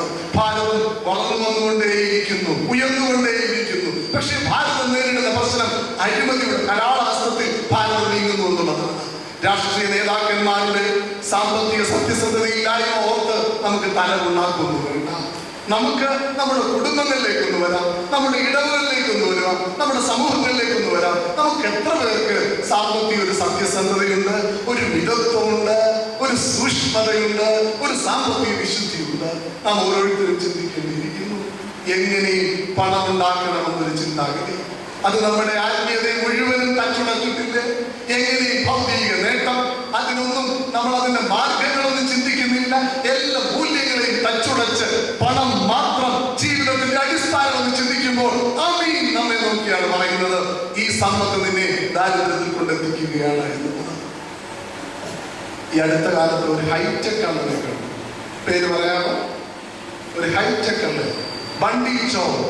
അയാളുടെ യഥാർത്ഥ പേരറിയാമോ? വേദപുസ്തകത്തിലെ ചോദ്യം ചോദിക്കും, ഇതുപോലെ ഉത്തരം കിട്ടണം. രവീന്ദ്ര സിംഗ്. സാധാരണക്കാരനൊന്നും അല്ല, സൽമാൻ ഖാന്റെ സുഹൃത്താണ്. കളേഴ്സ് എന്ന ചാനൽ നിങ്ങൾ കേട്ടിട്ടുണ്ടോ? അതിൽ ബിഗ് ബോസ് എന്ന റിയാലിറ്റി ഷോ ഉണ്ട്. അതിന്റെ 4ാം സീസണിന്റെ കണ്ടസ്റ്റന്റ് ആണ് ഈ മനുഷ്യൻ. തിരുവനന്തപുരത്തുള്ള ഒരു ഹൈടെക് വീട് കൊള്ള ചെയ്തു. ആ വീടിന്റെ കാര്യങ്ങളെല്ലാം നിങ്ങൾ വായിച്ചതായിരിക്കാം. റിമോട്ട് കൺട്രോളുള്ള ഗേറ്റ്, ബുള്ളറ്റ് പ്രൂഫ് ഗ്ലാസ്, നിരീക്ഷണ ക്യാമറകൾ എല്ലാത്തിനെയും നിഷ്പ്രഭമാക്കി കോടികൾ കവർന്നു. പോലീസ് അയാളോട് ചോദിച്ചു, പിടിച്ചപ്പോൾ എന്തിനാ ഇത്രയും കോടി? അയാൾ പറഞ്ഞു, ആർഭാട ജീവിതം നയിക്കാൻ, പെൺ സുഹൃത്തുക്കളോടൊപ്പം സ്റ്റാർ ഹോട്ടലിൽ ഉല്ലസിക്കാൻ, പണത്തിന് വേണ്ടി എന്തും ചെയ്യുന്ന ഒരു ജീവിത ശൈലി ഇന്ന് നമ്മളിലൊക്കെ വന്നു തുടങ്ങിയിരിക്കുകയാണ്. ടി വിയിൽ ഒരു പരസ്യമുണ്ട്, ഒരാൾ ഇങ്ങനെ ചൂണ്ടയിട്ടുകൊണ്ടിരിക്കും. ഒത്തിരി നേരം ചൂണ്ടയിട്ടിട്ട് ഒന്നും കിട്ടുന്നില്ല. വേറൊക്കെ നമ്മളൊരു കമ്പെടുത്തിട്ട് 2, 3, 4, 5 നമ്മുടെ ഇവിടെ കുത്തിയിട്ട് വെള്ളത്തിലിട്ട നനയുന്നു. പൊക്കിയെടുക്കുമ്പോഴെന്താ നിറയെ. എന്തിന്റെ പരസ്യം? നമ്മുടെ കുഞ്ഞുങ്ങൾക്കൊക്കെ ഇതാ ഇഷ്ടം. ഫെവിക്വിക്ക് പോലെല്ലാം പെട്ടെന്ന് കയറുക. ഒരു സാമ്പത്തിക സത്യസന്ധത, സാമ്പത്തിക വിശുദ്ധി നമുക്കില്ലാതെ പോകുന്നു. ഞാൻ ഇനി പറയുമ്പോൾ നമുക്കറിയാം അങ്ങനെയുള്ള സമ്പത്ത് നമ്മെ ദാരിദ്ര്യത്തിൽ കൊണ്ടെത്തിക്കുമെന്ന്. ഞാൻ നിങ്ങളോട് പറയട്ടെ, മാതാപിതാക്കളെ കണ്ണുനീര് കുടിപ്പിച്ച പണം കൊണ്ട് ആരെങ്കിലും വളർന്നിട്ടുണ്ടോ? സ്വന്തം സഹോദരനെ കബളിപ്പിച്ചെടുത്ത ഭൂമി കൊണ്ട് ആരെങ്കിലും നേടിയിട്ടുണ്ടോ? ബിസിനസ് പാർട്ണറെ ചതിച്ചെടുത്ത ബിസിനസ് നേടിയ സാമ്രാജ്യം കൊണ്ട് ആരെങ്കിലും വളർന്നിട്ടുണ്ടോ? ഇല്ല. വളർന്നിട്ടുണ്ടെങ്കിൽ അതൊക്കെ താൽക്കാലികമാണ്. അതുകൊണ്ടാണ് ഉദ്ധിതനായ ആമീൻ പറയുന്നത്, നീ സമ്പന്നൻ എന്ന് പറയുന്നു, പക്ഷേ നീ സമ്പന്നനാകണമോ തീരൂതി കഴിച്ച പൊന്നിനോട് വിലയ്ക്ക് വാങ്ങണം. നമ്മളൊക്കെ പറയുന്നുണ്ട് നമ്മുടെ കയ്യിൽ സ്വർണ്ണമുണ്ടെന്ന്. ഒന്ന് നോക്കിയേ, അതൊന്നും സ്വർണ്ണമല്ല, പലതും ചെമ്പാണ്, ഇമിറ്റേഷനാ, റോൾഡ് ഗോൾഡാണ്. അതുകൊണ്ടാണ് ആമീൻ പറയുന്നത്, സ്വർണ്ണമാകണമോ നിന്റെ സമ്പത്ത് ധാർമ്മികമാകണമോ തീരൂതി കഴിച്ച പൊന്ന് എന്നോട് വിലയ്ക്ക് വാങ്ങുക. വേദപുസ്തകത്തിൽ ഒരു മനുഷ്യനുണ്ട്, സക്കായി. അന്യായമായി ഒത്തിരി നേടി, പക്ഷെ ആ മനുഷ്യൻ അതൊന്നും സ്വസ്ഥത കൊടുത്തില്ല. ന്യായമല്ലാത്തതൊന്നും ജീവിതത്തിന് സ്വസ്ഥത തരികയില്ല. അതുകൊണ്ട് തന്നെ ഈ മനുഷ്യൻ തിരിച്ചറിഞ്ഞു, എനിക്ക് ദൈവത്തെ കാണണം, എന്റെ ജീവിതം ശരിയാക്കണം. ആഗ്രഹിച്ചതേ ഉള്ളൂ. തമ്പുരാൻ അവന്റെ ഭവനത്തിലേക്ക് വരികയാണ്. അവൻ കർത്താവിനോട് പറയുന്നു, എന്റെ പകുതി ദരിദ്രർക്ക് ഞാൻ കൊടുക്കാൻ പോവുക. ഞാൻ അന്യായമായി നേടിയിട്ടുള്ളത് 1/4 ഇരട്ടി കൊടുക്കാൻ പോവുക. ആ സമയത്ത് കർത്താവ് അവനെ നോക്കി എന്താ പറഞ്ഞത്? നീ അബ്രഹാമിന്റെ പുത്രനാകുക, ഈ ഭവനത്തിന് രക്ഷയുണ്ടായി.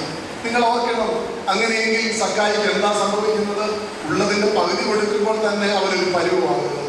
നേടിയത് മുഴുവനും അന്യായമായിട്ടുള്ളത്, അതിന്റെ 4 ഇരട്ടി കൊടുക്കണമെങ്കിൽ കടം വാങ്ങി കൊടുക്കണം. അങ്ങനെയെങ്കിൽ ഒരു തരി അവന്റെ കയ്യിൽ കാണുകയില്ല. പക്ഷെ ആ സമയത്താണ് തമ്പുരാൻ അവനെ പറയുന്നത്, നീ സമ്പന്നനാ, നീ അബ്രഹാമിന്റെ പുത്രനാണ്. കാലഘട്ടത്തിൽ എന്നെ സ്പർശിച്ച 2 സംഭവങ്ങളുണ്ട്. ഒന്ന്, തിരുവരങ്ങാടിയിലെ ഒരു മുസ്ലിം ഇല്ലത്തിൽ 2 നാടോടികൾ ഭിക്ഷയാചിച്ചിരുന്നു. ധർമ്മിഷ്ഠയായ ഉമ്മ റംസാൻ മാസക്കാലമാകിയാൽ കുറെ നാണയത്തുട്ടുകൾ നൽകി, അതോടൊപ്പം കുറെ പഴകിയ വസ്ത്രങ്ങൾ നൽകി. സന്തോഷത്തോടെ ഈ നാടോടിയിൽ നിന്ന് വാങ്ങി.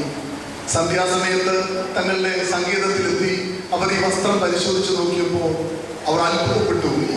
അതിലൊരു 5000 രൂപ. 5000 രൂപ എന്നൊക്കെ പറയുന്നത് നാടോടികൾക്ക് ഒരു 6 മാസം ഉത്സവം പോലെ കഴിയാറുള്ളതാണ്. എന്നാൽ ഈ നാടോടികൾ ചെയ്തെന്താണെന്നറിയാമോ? തൊട്ടടുത്ത ദിവസം അതിരാവിലെ അയലത്തിൽ നിന്നും കഥ തുറന്ന ഉമ്മയുടെ മുഖം കറുത്തു. വീണ്ടും ഭിക്ഷയാചിക്കാൻ വന്നോ എന്നുള്ള രീതിയിൽ അവർ പറഞ്ഞു, ഉമ്മ ഭിക്ഷയാചിക്കാൻ വന്നതല്ല, ഇന്നലെ തന്ന വസ്ത്രത്തിൽ 5000 രൂപ ഉണ്ടായിരുന്നു, ഉമ്മ അറിയാതെ എങ്ങനെയോ വെച്ചതായിരുന്നു. തുണി തന്നപ്പോൾ അത് ഞങ്ങളുടെ കയ്യിലായി, അത് തിരിച്ചേൽപ്പിക്കാനായിട്ട് വന്നതാ. ഞങ്ങളുടേതല്ലാത്തതൊന്നും ഞങ്ങൾക്ക് വേണ്ട. നിങ്ങൾ ഓർക്കണം, ഈ നാടോടികൾ എന്ന് പറയുമ്പോൾ അവർക്ക് 3 നേരം ഭക്ഷണം കഴിക്കണമെങ്കിൽ ഇരുന്ന് നടക്കണം. ഉടുതുണിക്ക് മറുതുണി ഇല്ലാത്തത്. ഇവര് തന്ത്രപരമായി അപഹരിച്ചതൊന്നുമല്ല, പിടിച്ചു വാങ്ങിയതുമല്ല. നമ്മുടെയൊക്കെ ഭാഷയിൽ പറയുകയാണെങ്കിൽ നമ്മൾ പറയും, നമ്മുടെയൊക്കെ കയ്യിൽ ഈ ദൈവം കൊണ്ട് തന്നതാണ്. നാലിവർ ഇത് തിരിച്ചേൽപ്പിക്കുക, ഞങ്ങളുടെ അല്ലാത്തതൊന്നും ഞങ്ങൾക്ക് വേണ്ട. ശരിക്കും ഈ നാടോടികൾ നമ്മുടെ സാമ്പത്തിക സത്യസന്ധതയൊക്കെ ചോദ്യം ചെയ്യുന്നില്ലേ? പലരുടെയും അപഹരിച്ചെടുത്തിട്ട് അതിൽ വളർന്നുകൊണ്ടിട്ട് അതിൻ്റെ മിടുക്കിൽ മുന്നോട്ട് ജീവിക്കുന്ന നമ്മെ നോക്കി പറയുകയാണ്, നീ ചെയ്യുന്നത് തെറ്റ്. ഈ ആദിവാസികളുടെ, ഈ നാടോടികളുടെ ധാർമ്മികത, സാമ്പത്തിക ധാർമ്മികത നമുക്കുണ്ടോ? ഒന്ന് സ്വയം ശോധന ചെയ്യുക. നമ്മുടെ കേരളം ഇത് ലോകം മുഴുവൻ അറിഞ്ഞിരിക്കുകയാണ്. നമ്മുടെ ശ്രീ പത്മനാഭസ്വാമി ക്ഷേത്രമാണ് ലോകത്തിലെ സമ്പന്ന ക്ഷേത്രം. ഭാരതത്തിലെയല്ല, ലോകത്തിലെ തന്നെ. അതിൻ്റെ നിലവറയുടെ കണക്കൂടെ പൂർണ്ണമാകുമ്പോൾ 10 ലക്ഷം കോടി ആസ്തി വരുമെന്നാണ് പറയുന്നത്. ഞാനതിന്റെ ആസ്തി ഓർമ്മിപ്പിക്കാനല്ല. അന്ന് പത്രത്തിൽ ഒരു ബോക്സ് കോളം വാർത്തയുണ്ടായിരുന്നു. അതിന്റെ തലക്കെട്ട് ഇങ്ങനെയായിരുന്നു: രാജവംശത്തിന്റെ സത്യസന്ധത 10 മാറ്റുള്ളത്. അതിൽ പറയുന്നത് ഇങ്ങനെയാണ്: കാലാകാലങ്ങളിൽ തിരുവിതാംകൂർ രാജാക്കന്മാർ അവർക്ക് യുദ്ധത്തിലൂടെ ലഭിച്ചത്, വിവിധ വരുമാനങ്ങളിലൂടെ ആർജിച്ചത്, വിവിധ സമ്മാനങ്ങളിലൂടെ അവർക്ക് കിട്ടിയത്, അതെല്ലാം അവർ സ്വരൂപിച്ചിട്ട് ശ്രീ പത്മനാഭ സ്വാമിക്ക് സമർപ്പിച്ചു. അങ്ങോട്ട് വെക്കുകയല്ലാതെ തിരിച്ചെടുത്തിട്ടേയില്ല. അക്കാലത്ത് അവർക്ക് ആർഭാടത്തിനും ദൂരത്തിനും സുഖലോലുപതയ്ക്കും ഒക്കെ അത് ഉപയോഗിക്കാമായിരുന്നു. അന്ന് ഇന്നല്ല, ആരും അത് ചോദ്യം ചെയ്യാനും ഇല്ലായിരുന്നു. എന്നാൽ അത് തങ്ങളുടെ രാജ്യത്തിനോ ക്ഷേത്രത്തിനോ കുലത്തിനോ ആർക്കെങ്കിലും ആയിക്കൊള്ളട്ടെ, എത്ര സത്യസന്ധമായി അവർ ശ്രീ പത്മനാഭ സ്വാമിക്ക് സമർപ്പിച്ച് സൂക്ഷിച്ചു. രാജവംശത്തിന്റെ സത്യസന്ധത 10 മാറ്റുന്നത്. ഇവർക്കൊരു ചടങ്ങുകളുണ്ട്. ക്ഷേത്രത്തിൽ പോയിട്ട് പുറത്തോട്ടിറങ്ങുമ്പോൾ കാലിൽ പൊടി വരെ തട്ടിക്കളയും. ഒരു പൊടി കുലത്തിൽ വന്നാൽ കുലം മുടിക്കും. നമുക്കൊരു പേര് വരുന്നില്ല. അവർക്ക് ഇന്നും ഒരു ചടങ്ങുണ്ട്. ഒരു ദിവസം ക്ഷേത്രത്തിൽ പോയില്ലെങ്കിൽ അവർ 151 രൂപ ഫൈൻ കൊടുക്കും. ഞാൻ അന്നേരം ഉടനെ ചിന്തിച്ചു, ദൈവമേ, നമ്മുടെ പള്ളികളിലൂടെ ഇങ്ങനെ ഒരു ഫൈൻ ഏർപ്പെടുത്തി കഴിഞ്ഞാൽ അതിനേക്കാൾ രീതിയിൽ നമ്മുടെ പള്ളികളിൽ വരും. നമുക്ക് എത്ര പേർക്ക് ഇങ്ങനൊരു സത്യസന്ധതയുണ്ട്? രാജവംശത്തിന്റെ സത്യസന്ധത 10 മാറ്റുന്നത്. മലബാർ ഗോൾസിന്റെ ഒരു പരസ്യമുണ്ട്: ബ്യൂട്ടി മീൻസ് ക്വാളിറ്റി. സ്വർണ്ണമാകണമെങ്കിൽ എന്താ? സൗന്ദര്യം മാത്രം പോരാ, ഒരു ക്വാളിറ്റി വേണം. പലതും ചേർത്ത് വെച്ചിട്ട് കാര്യമില്ല. പലരുടെയും അവിഹിതമായി നേടിയതൊക്കെ നമ്മുടേതെന്ന് പറഞ്ഞിട്ടൊന്നും കാര്യമില്ല. നിന്റെ ജീവിതത്തിന്റെ പ്രശ്നങ്ങൾക്ക്, പ്രതികൂലതകൾക്ക് ന്യായമല്ലാതെ നീ നേടിയതാണ് നിന്റെ ജീവിതത്തിന്റെ പ്രശ്നത്തിന്റെ കാരണമെന്ന് ഉദിതനായ അമീൻ നമ്മെ നോക്കി ഓർമ്മപ്പെടുത്തുകയാണ്. നമ്മുടെ കയ്യിൽ സ്വർണമുണ്ട്, പക്ഷേ അത് 916 അല്ല. അതുകൊണ്ട് ഉള്ളത് സത്യസന്ധമാകണം, ധാർമ്മികമാകണം. എന്റെ സമ്പത്തെന്ന് ചൊല്ലുവാൻ വേറെയില്ലൊന്നും, യേശു മാത്രം സമ്പത്താകുന്നു. ചാവിനെ വന്നുയർത്താവൻ വാനലോകമതിൽ ചെന്നു. സാധു എന്നെ ഓർത്തു നിത്യം താതനോടു യാചിക്കുന്നു. എന്റെ സമ്പത്തെന്ന് ചൊല്ലുവാൻ വേറെയില്ലൊന്നും. ഭക്തനായ മൂത്താമകൻ സാധു വെച്ച് ഉപദേശിച്ചിട്ട് ഹൃദയത്തെ തൊടുന്ന ഗീതമാണ്. മക്കളെ, സമ്പത്ത് എന്ന് പറയുന്നത് ദൈവമാകട്ടെ. നമ്മുടെ സമ്പത്ത് ദൈവമാകട്ടെ. നമ്മുടെ സമ്പത്ത് സത്യസന്ധതയാകട്ടെ. നമ്മുടെ സമ്പത്ത് ധാർമ്മികതയാകട്ടെ. ഉദിതനായ ആമീൻ നവലോകിക്കാരോട് പറയുകയാണ്: നീ സമ്പന്നൻ എന്ന് പറയുന്നു, പക്ഷേ ഈ നിന്റെ സമ്പത്ത് നിന്നെ ദാരിദ്ര്യത്തിൽ കൊണ്ടെത്തിക്കും. ദൈവമല്ലാത്ത, സത്യസന്ധതയല്ലാത്ത, ധാർമ്മികമല്ലാത്ത സമ്പത്തൊന്നും നമുക്ക് സമ്പത്താകുകയില്ല. 2 നവലോകിക്കാർ ഏറെ അഭിമാനിച്ചിരുന്നത് അവരുടെ വസ്ത്ര വ്യാപാരത്തെ പറ്റിയായി. നവലോകിയിലേറെ പച്ച പുൽമേടുകളുണ്ട്. ഇവിടെ നെയ്യുന്ന ചെന്നരി ആടുകളുടെ രോമങ്ങൾ കത്തിച്ച് ഇവിടെയുള്ള നെയ്ത്തുകാർ സുന്ദരമായ കമ്പിളി വസ്ത്രങ്ങൾ നെയ്യുമായിരുന്നു. നല്ല പരവതാനികൾ നിർമ്മിക്കുമായിരുന്നു. ഇത് റോമിൽ മുഴുവൻ പ്രസിദ്ധമാണ്. കമ്പിളി പരവതാനികൾ കൊണ്ടും കമ്പിളി വസ്ത്രങ്ങൾ കൊണ്ടും ശ്രദ്ധേയമായ ലവലോക്യക്കാരെ നോക്കി അമീൻ പറയുകയാണ്: ലവലോക്യയിലെ ജനങ്ങൾ നഗ്നരാണ്. നീ വസ്ത്രം ധരിച്ചിട്ടുണ്ട്, പക്ഷേ നിന്റെ നഗ്നത കാണാം. എനിക്ക് തോന്നുന്നു ഇന്നത്തെ കാലവുമായിട്ട് ഏറെ ചേർന്നാണ് ഇത് പറയുന്നത് എന്ന്. വസ്ത്രം ധരിച്ചിട്ടുണ്ട്, പലരുടെയും നഗ്നത കാണാം. ഇത് ഞാൻ പറയുന്നതല്ല. ഒരു 3 വർഷം മുമ്പ് സാഹിത്യ ലോകത്തിലേക്ക് കുലപതി ഡോക്ടർ സുകുമാർ അഴീക്കോട് തിരുവനന്തപുരം പ്രസ് ക്ലബിൽ വെച്ച് പറഞ്ഞതാണ്: ചിലപ്പോഴെങ്കിലും വിഷമം തോന്നുന്നു, കേരളത്തിലെ ചില സ്ത്രീകളെങ്കിലും വസ്ത്രം ധരിച്ചത് നഗ്നത മറയ്ക്കാനല്ല, നഗ്നത കാണിക്കാനാണ്. നമ്മുടെ ഗ്രാമാന്തരീക്ഷത്തിലൊന്നും അങ്ങനെ കാണുകയില്ലെങ്കിൽ പോലും ഫാഷൻ തരംഗങ്ങളുടെ പിന്നാലെ പോയി എത്ര മലിനമായതും സഭ്യമല്ലാത്തതും ധരിക്കാൻ മലയാളിക്ക് മടിയില്ലാതായി മാറുകയാണ്. ഒരു മനുഷ്യന്റെ മാന്യത നിശ്ചയിക്കുന്നത് അവന്റെ വസ്ത്രം കണ്ടുകൊണ്ടാണ്. എങ്ങനെ ധരിക്കുന്നു എന്നുള്ളത് അതിന്റെ പകിട്ട് കണ്ടുകൊണ്ടോ അതിന്റെ വില കണ്ടുകൊണ്ടോ അല്ല. അവൻ എങ്ങനെ ധരിക്കുന്നു എന്ന് നോക്കിക്കഴിഞ്ഞാൽ ഒരു മനുഷ്യന്റെ മാന്യത നിശ്ചയിക്കാം. നമുക്ക് ഒരു സഭ്യതയുണ്ട്, മാന്യതയുടെ ഡ്രസ് കോഡ് വേണ്ട. മറ്റ് മതസ്ഥരെ നമ്മൾ നോക്കുക, അവരുടെ ഡ്രസ് കോഡ് കണ്ടവരെ അറിയാം. എന്നാൽ ക്രിസ്ത്യാനിയെ അവന്റെ ഡ്രസ് കോഡ് കണ്ടറിയാൻ പറ്റുമോ? പള്ളിയിൽ വരുമ്പോൾ പോലും എത്ര വൈകൃതം നിറഞ്ഞ വേഷം ധരിച്ചാണ് ചിലരൊക്കെ വരുന്നത്. നമ്മളൊക്കെ ചിലരൊക്കെ ചിന്തിക്കും, അങ്ങനെയൊക്കെ വേഷം ധരിച്ച ചിലർക്കൊക്കെ നമ്മളോടൊരു ആദരവ് തോന്നും, ഇഷ്ടം തോന്നുന്നു. ഒരിക്കലുമില്ല. അറപ്പും വെറുപ്പും തോന്നുന്നു. ഒരു മനുഷ്യന്റെ മാന്യത നിശ്ചയിക്കുന്നത് അവന്റെ വേഷം കണ്ടുകൊണ്ടാണ്. നമുക്ക് എത്ര പേർക്ക് അങ്ങനെ മാന്യമായ സഭ്യമായ ഒരു വേഷമുണ്ട്? പണ്ടത്തെ കാലത്തെ ഇന്നത്തെ കാലത്തെ വേഷം തമ്മിലുള്ള പ്രകടമായ വ്യത്യാസം എന്താണെന്ന് അറിയാമോ? പണ്ട് നമ്മുടെ ഡ്രസ്സിന് ഒത്തിരി തുണി വേണമായിരുന്നു, ഇപ്പൊ അത്രയും തുണി വേണ്ട. നിങ്ങൾ പറയുമ്പോൾ പേടിക്കൊന്നും വേണ്ട. നമ്മുടെ പഴയ മലയാള സിനിമകളൊക്കെ കണ്ടിട്ടില്ലേ? ജയനും ബാലങ്കയും നായരും സോമനും ഒക്കെ അവരുടെ പാൻസ് ഒക്കെ ശ്രദ്ധിച്ചിട്ടുണ്ടോ? പള്ളിമണി പോലെ ബെൽസ് എന്നാണ് പറയുന്നത്. എതുവഴിയെങ്കിലും പോയി കഴിഞ്ഞാൽ മുനിസിപ്പാലിറ്റിയുടെ ചൂട് പോലെ മുഴുവൻ കുത്തുകൊണ്ടിരിക്കും. ഷർട്ടൊക്കെ നോക്കി കഴിഞ്ഞാൽ കോളറൊക്കെ താറാവുന്ന താഴ്ത്തിട്ടുണ്ട്. എന്നാൽ ഇന്ന് നമ്മുടെ ചില കുഞ്ഞുങ്ങളുടെ ജീൻസ് ഒക്കെ ശ്രദ്ധിച്ചു കഴിഞ്ഞാൽ അറിയാം, ഇത് ഒട്ടിച്ചു വെച്ചിരിക്കുന്നു. എന്റെ പള്ളിയിൽ മദ്ബഹായി ഞാൻ നിർബന്ധം പിടിച്ചിട്ടുണ്ട്, ജീൻസ് ഇട്ടോണ്ട് ആരും കലർത്തുകയാണ്. ഒരു ദിവസം ഒരുവൻ പുറത്ത് ബോംബെയിലെങ്ങാണ്ടായിരുന്നു, ഒരു നാട്ടിൽ വന്നപ്പോൾ അവൻ മദ്ബഹായായിട്ട് കയറാനായിട്ട് ജീൻസ് ഇട്ടോണ്ടാണ്. അപ്പൊ അവന്റെ ജീൻസ് എന്ന് പറഞ്ഞു കഴിഞ്ഞാൽ എനിക്ക് നിറുതി പിടിച്ച് കിടക്കുക. അത് മാത്രമല്ല, കാൽപ്പത്തി കഴിഞ്ഞിട്ട് താഴോട്ട് കിടക്കുക. വേണ്ടാത്ത സ്ഥലത്തെല്ലാം നീളം. ഇത് കണ്ടോണ്ട് എനിക്കൊരു വിഷമം തോന്നി. ഞാൻ അവനോട് ചോദിച്ചു, എടാ ഇതെന്നാ ജീൻസാ? അവൻ പറഞ്ഞു, അച്ഛാ ഇതാണ് സ്കിൻ ഫിറ്റ്, തൊലിയിൽ ഒട്ടിച്ചാണ് കിടക്കുന്നത്. ഞാനത് ഉടനെ ചിന്തിച്ചിട്ട് ഇതിനകത്ത് കയറണമെങ്കിൽ 2 മരത്തെ കെട്ടിയിട്ടിട്ട് ചാടിയാൽ നോക്കിയാലും ചാടിക്കയറാൻ കയറാൻ അത്ര. നമ്മുടെ ഇന്നത്തെ കുഞ്ഞുങ്ങളുടെ വേഷം, പ്രത്യേകിച്ച് ടീഷർട്ടൊക്കെ കാണുമ്പോൾ വിഷമം തോന്നുന്നു. എൻ്റെ ഒരു സ്നേഹിതനായ അച്ഛനോട് പറഞ്ഞു, ഒരിക്കലും ഒരുവന്റെ ബനിയനെ എഴുതി വെച്ചിരിക്കുക, ഐ ആം ക്രേസി. എനിക്കൊരു ഇച്ചിരി പിരിയുണ്ട്, ഒരു വട്ടം അവനെ കണ്ടു കഴിഞ്ഞാൽ അത് തന്നെ. മറ്റൊരു ടീഷർട്ടിൽ എഴുതി വെച്ചിരിക്കുക, I am going to the highway to the hell. ഞാൻ നരകത്തിലേക്കുള്ള പാതയിൽ നീങ്ങുന്നു. അവന്റെ ചപ്പറ തലമുടി കൊമ്പ് പോലെയുള്ള ബനിയന്റെ കോളറൊക്കെ കണ്ടു കഴിഞ്ഞാൽ അസിൽ കൂട്ടി പിശാച്. അപ്പോഴേ അതിനേക്കാൾ വികൃതമായ ഒരു വേഷമുണ്ട്. ഞാനിവിടെ നോക്കി ആരെയും കണ്ടില്ല. ലോ വേസ്റ്റ് ജീൻസ്, ജീൻസ് അങ്ങ് ഇറക്കി വിട്ടിരിക്കുക, ബനിയൻ ഇറങ്ങാൻ പോകുന്നത്. എന്തൊരു വികൃതമായ വേഷം! നമുക്കൊരു മാന്യതയുടെ സഭ്യതയുടെ ഡ്രസ് കോഡ് വേണ്ടേ? പ്രിയ മാതാപിതാക്കളെ, നമ്മുടെ കുഞ്ഞുങ്ങളെ നമ്മൾ പള്ളിയിലായാലും വിടുമ്പോഴായാലും അവർ പഠിക്കുന്ന സ്ഥലത്ത് വിടുമ്പോഴായാലും മാന്യമായ ഡ്രസ് ധരിപ്പിച്ചു കൊടുക്കും. ഇല്ലെങ്കിൽ അവർ നമുക്ക് തലവേദനയാകും, സംശയമൊന്നുമില്ല. ഒരു മാന്യതയുടെ സഭ്യതയുടെ ഡ്രസ് കോഡ് വേണ്ടേ? നഗ്നത ബോധമുള്ളവരെ ഉടുപ്പിക്കാം, ബോധമില്ലാത്ത ആളുകൾ ഉടുപ്പിക്കാനും പറ്റും. അപ്പൊ അതുകൊണ്ട് നഗ്നത ബോധമുണ്ടാകുക എന്നുള്ളതാണ് പ്രധാനമായിട്ടും. നമുക്ക് എത്ര പേർക്ക് അങ്ങനെ ഒരു നഗ്നതാ ബോധമുണ്ട്? ഞാൻ വേദപുസ്തകത്തിൽ ഒരു ചോദ്യം ചോദിക്കുമ്പോൾ ആദ്യം എപ്പോഴാണ് നഗ്നത തോന്നിയത്? ദൈവ ശബ്ദം കേട്ടപ്പോ താൻ നഗ്നനെന്നറിഞ്ഞ് ആദ്യം ഇലയുടെ ഇടയിൽ ഒളിക്കുകയില്ല. നഗ്നനായ ഒരു മനുഷ്യൻ വലയെറിയുക, വലയെറിഞ്ഞിട്ട് ഒന്നും കിട്ടുന്നില്ല. അങ്ങനെ ഇരിക്കുന്ന സമയത്താണ് ഒരു ചെറുപ്പക്കാരൻ രാത്രിയുടെ 4-ാം യാമത്തിൽ വന്നിട്ട് പറയുന്നു, വലതുവശത്ത് വീശി ഒത്തിരി മീൻ കിട്ടി.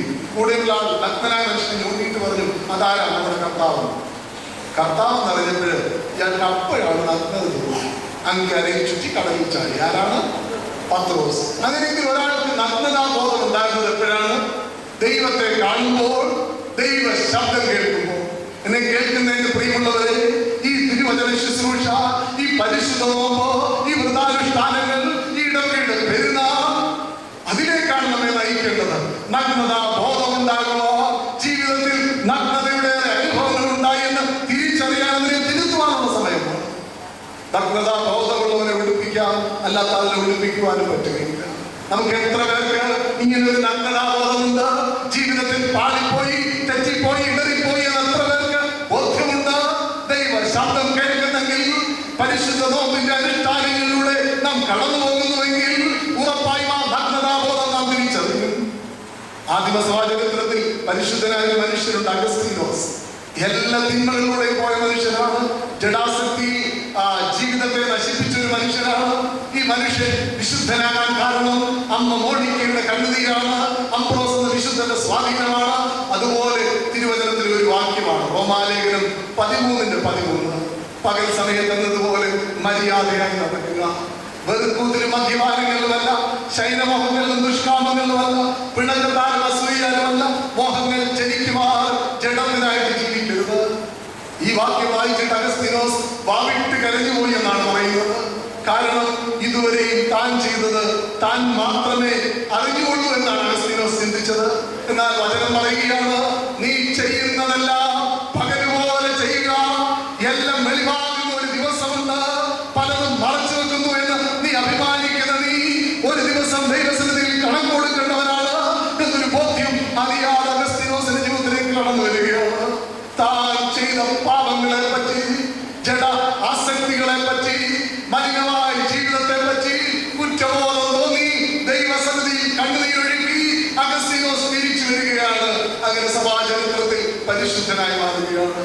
എന്നെ കേൾക്കുന്ന എന്റെ പ്രിയമുള്ളവരെ, നാം ചെയ്തു കൂട്ടിയതെല്ലാം പകലെന്നതുപോലെ ആണെങ്കിൽ പെരുവിരൽ മുതൽ തലവരെ ഒരു വിറയിൽ വരുന്നില്ലേ?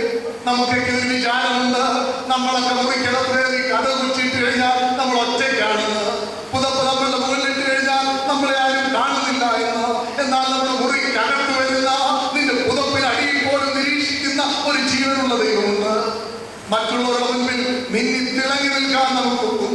പക്ഷേ ദൈവത്തിന്റെ രഹസ്യ ക്യാമറ ചിത്രമെടുത്തു കഴിഞ്ഞാൽ മലിനമായി നാം പുറത്തു വരണ്ടേ? എല്ലാവരെയും നാം കബളിപ്പിക്കുന്നുണ്ട്, ആത്മീയതയുടെ പരിവേഷ വഴി ജീവിക്കുന്നുണ്ട്. പക്ഷേ ഹൃദയങ്ങളെ ചോദന ചെയ്യുന്നവൻ, അന്തരേന്ദ്രിയങ്ങളെ കാണുന്നവൻ നിന്റെ ജീവിതത്തിലേക്ക് കടന്നു വരുമ്പോൾ നിനക്ക് മറച്ചു കൊടുക്കാൻ പറ്റുമോ? പള്ളി ആരാധനയിൽ മുൻപന്തിയിലാണ് നമ്മൾ. ആത്മീയ കൂട്ടായ്മകളിൽ നേതൃത്വം കൊടുക്കുന്നവരാണ് നമ്മൾ. എല്ലാ കാര്യങ്ങൾക്കും മുൻപന്തിയിൽ നിൽക്കുന്നുണ്ട്. പക്ഷെ തമ്പുരാന്റെ മുൻപിൽ നമ്മുടെ ജീവിതം എങ്ങനെയെന്ന് ഞാൻ നിങ്ങളൊന്ന് ചിന്തിക്കണം. എത്ര പേരെ നാം കബളിപ്പിക്കുകയാണ്? മക്കളെ കബളിപ്പിക്കുന്നു, പങ്കാളിയെ കബളിപ്പിക്കുന്നു, നമ്മുടെ മാതാപിതാക്കളെ കബളിപ്പിക്കുന്നു. പക്ഷെ ദൈവത്തെ കബളിപ്പിക്കുവാൻ പറ്റുമോ? എന്താണ് നീ ആരും കാണാതെ ഒളിപ്പിച്ചു വെച്ചിരിക്കുന്ന പാപം? ആ പാപവും കാണുവാൻ കഴിയുന്ന ജീവനുള്ള ദൈവമാണ് നിന്റെ മുൻപിലുള്ളത്. അതുകൊണ്ട് നീ ചെയ്യുന്നത് പകലെന്നതുപോലെ ചെയ്യുക. ജീവിതത്തിന്റെ തെറ്റുകളെ പറ്റി കുറ്റബോധത്തോടെ ദൈവസന്നിധിയിലേക്ക് തിരിച്ചു വരിക. കേരളത്തിലെ ഒരു ആനുകാലിക മാസികയിൽ വന്നൊരു സംഭവത്തിന്റെ തലക്കെട്ടിക്കുന്ന ഒരു ഷോക്കിംഗ് റിപ്പോർട്ടാണ്. ഇങ്ങനെയാണ് നമ്മുടെ കുഞ്ഞുങ്ങൾക്ക് ഇങ്ങനെ സംഭവിക്കാതിരിക്കട്ടെ. പഠനാർത്ഥം കേരളത്തിന് പുറത്തു പോകുന്ന ചില കുഞ്ഞുങ്ങളിലെങ്കിലും വന്നു ഭവിക്കുന്ന വൈകല്യങ്ങളെ പറ്റിയാണ് ഓർമ്മപ്പെടുത്തുന്നത്. അതിൽ പറയുന്നത് ഒരു ബാങ്ക് ഉദ്യോഗസ്ഥനുണ്ടായ അനുഭവമാണ് ആദ്യമായി വിവരിച്ചിരിക്കുന്നത്. അതിങ്ങനെയാണ്: മധ്യ തിരുവിതാംകൂറിലെ ഒരു റെയിൽവേ സ്റ്റേഷനിൽ ട്രെയിൻ വന്നു നിന്നു. ക്രോസിംഗ് ഉള്ളത് കൊണ്ട് കുറെ നേരം എടുത്തു. ബാങ്ക് ഉദ്യോഗസ്ഥൻ ട്രെയിന് പുറത്തേക്ക് നോക്കുകയാണ്. അപ്പോൾ ഒരമ്മ മകളെ യാത്രയാക്കുന്നു. അവരുടെ സംഭാഷണത്തിൽ നേഴ്സിംഗ് പഠനത്തിനായിട്ട് പോകുന്നവളാണ് മകളെന്നും ആ അമ്മ യാത്രയാക്കുകയാണ് എന്നും ഇദ്ദേഹത്തിന് പിടികിട്ടി. അതുകൊണ്ട് തന്നെ അവരുടെ സംഭാഷണങ്ങൾ ശ്രദ്ധിച്ചു. അമ്മ മകളോട് പറയുക, മോളെ വീട്ടിലെ കാര്യമെല്ലാം അറിയാമല്ലോ, ഭംഗിയായിട്ട് പഠിക്കണം, ഒരു സമയം പോലും കളയരുത്, ദൈവവിചാരം ഉണ്ടായിരിക്കണം, തെറ്റായ കുട്ടികളൊന്നും അകപ്പെടരുത്, എപ്പോഴും വീട്ടിലെ കാര്യം ഓർക്കണം, നിന്റെ ചുമതല എന്താണെന്ന്, ഉത്തരവാദിത്വം എന്താണെന്ന് തിരിച്ചറിയണം എന്നിങ്ങനെ ആവർത്തിച്ച് പറയുമ്പോൾ അമ്മയുടെ കണ്ണുകളിൽ നിന്ന് കണ്ണുനീരിങ്ങനെ ഇറ്റിറ്റ് വീഴുക. അമ്മ എങ്ങനെ കഴിയാതിരിക്കും? പക്ഷെ ഇത് അമ്മ പറയുമ്പോൾ ഈ പെൺകുട്ടിയെ സ്പർശിച്ചിട്ടായിരിക്കാം ഒരു പക്ഷേ അവൾ അമ്മയേക്കാൾ കൂടുതൽ കഴിയുക. ഓരോ സാധനങ്ങൾ കൊച്ചിനെ ഏൽപ്പിക്കുക, കഴിക്കേണ്ടതും ചെയ്യേണ്ടതും ഒക്കെ ഓരോ കാര്യങ്ങൾ പറഞ്ഞു ഏൽപ്പിക്കുക. ട്രെയിൻ പെട്ടെന്ന് നീങ്ങാൻ തുടങ്ങി. അമ്മയുടെ കരച്ചിൽ ഉച്ചസ്ഥായിയായി. ട്രെയിനകത്തോട്ട് കയറി കൊച്ചിന്റെ കരച്ചിൽ എവിടെ പോയിരുന്നു? പിന്നെ ട്രെയിനകത്തുള്ളത് അവളുടെ പരിചയക്കാരാണോ, സഹപാഠികളാണോ, സ്നേഹിതരാണോ ഒന്നും എനിക്കറിയില്ല. അവൾ ചെയ്തു കൂട്ടിയൊന്നും പച്ചയായിട്ട് എനിക്ക് വിവരിക്കാനും പറ്റുകയില്ല എന്ന് ബാങ്ക് ഉദ്യോഗസ്ഥൻ ഇവിടെ കുറിച്ചിരിക്കുകയാണ്. പ്രിയമുള്ളവരെ, ഒന്ന് ചിന്തിച്ചു നോക്കുക. എല്ലാവരെയും കബളിപ്പിക്കുന്നുണ്ടാണ്. പക്ഷെ ദൈവത്തെ കബളിപ്പിക്കാൻ പറ്റുമോ? ദൈവസന്നിധിയിൽ സകലതും നഗ്നമായും അനാഥമായിരിക്കും.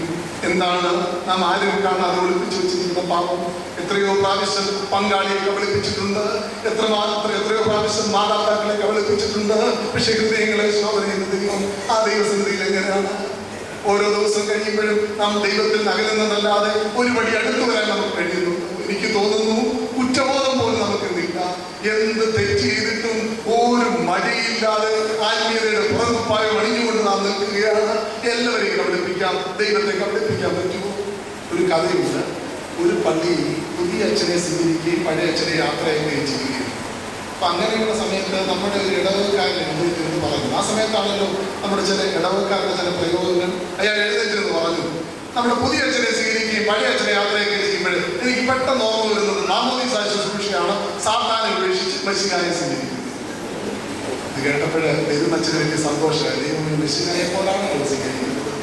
സന്തോഷം കൂടി വന്നപ്പോൾ പോകുന്ന അച്ഛൻ കൊണ്ടിട്ട് പറഞ്ഞ് അധികം ഒന്നും സന്തോഷിക്കേണ്ട, 3 വർഷം കഴിഞ്ഞ് ഇത് തന്നെ കുഞ്ഞെ കേൾക്കാം. കൂടുതൽ പരിചയമാകുന്നിടത്തോളം ആകുന്നതനുസരിച്ച് പലരും നമ്മൾ നകലുകയുണ്ട്. ഓരോ വർഷം കഴിയുന്തോറും ദൈവത്തിൽ നകലുകയുണ്ട്. ആത്മീയതയുടെ പരിവേഷമൊക്കെ ഉണ്ട്. പുറത്തും പായത്തിന്റെ മേനിയൊക്കെ ഉണ്ട്, എല്ലാവരെയും കബളിപ്പിച്ചൊക്കെ നിൽക്കുന്നുണ്ട്.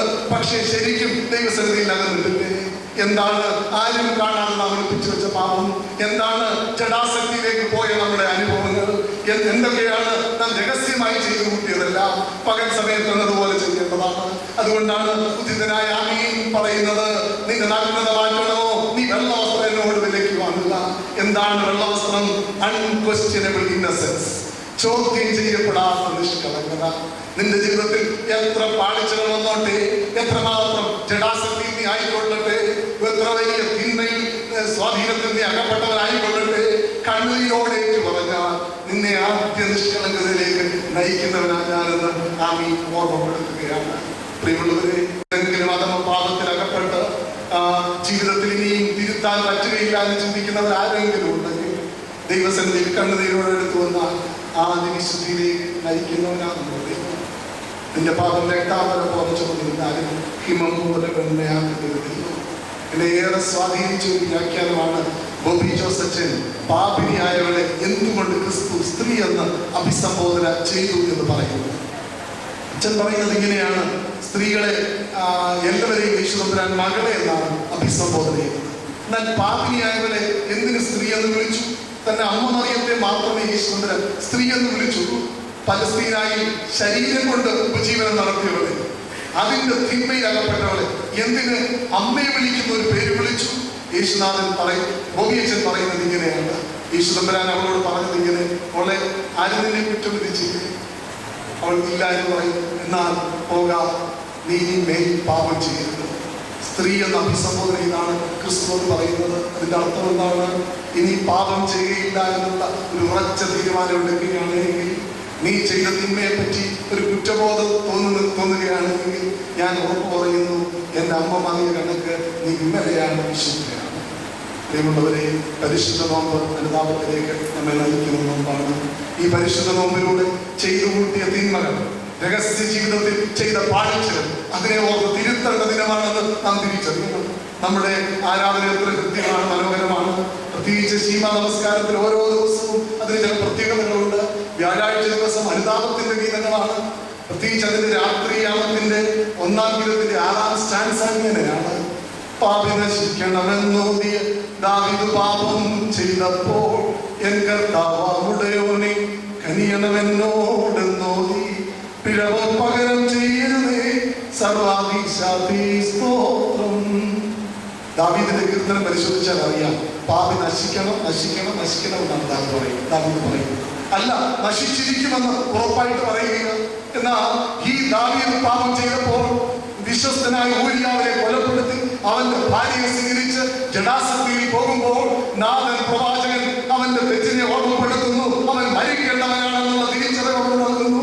ഈ സമയത്ത് ദാവീദ് മരിക്കുമെന്നറിഞ്ഞിട്ടും പശ്ചാത്താപ ഉപേക്ഷതയോട് ദൈവസന്നിധിയിലേക്ക് അടുത്തു വന്നപ്പോൾ പാപി നശിക്കണമെന്ന് അറിയുന്ന ദാവീദ്, പാപി നശിക്കണമെന്ന് പറഞ്ഞ ദാവീദ് പാപം ചെയ്തപ്പോൾ, ദൈവമേ അവന്റെ പാപം ക്ഷമിച്ചതാണ്, പിഴവോ ഞങ്ങളോട് പകരം ചെയ്യരുത് എന്ന് പിതാക്കന്മാർ നമുക്കായി പ്രാർത്ഥിക്കുകയാണ്.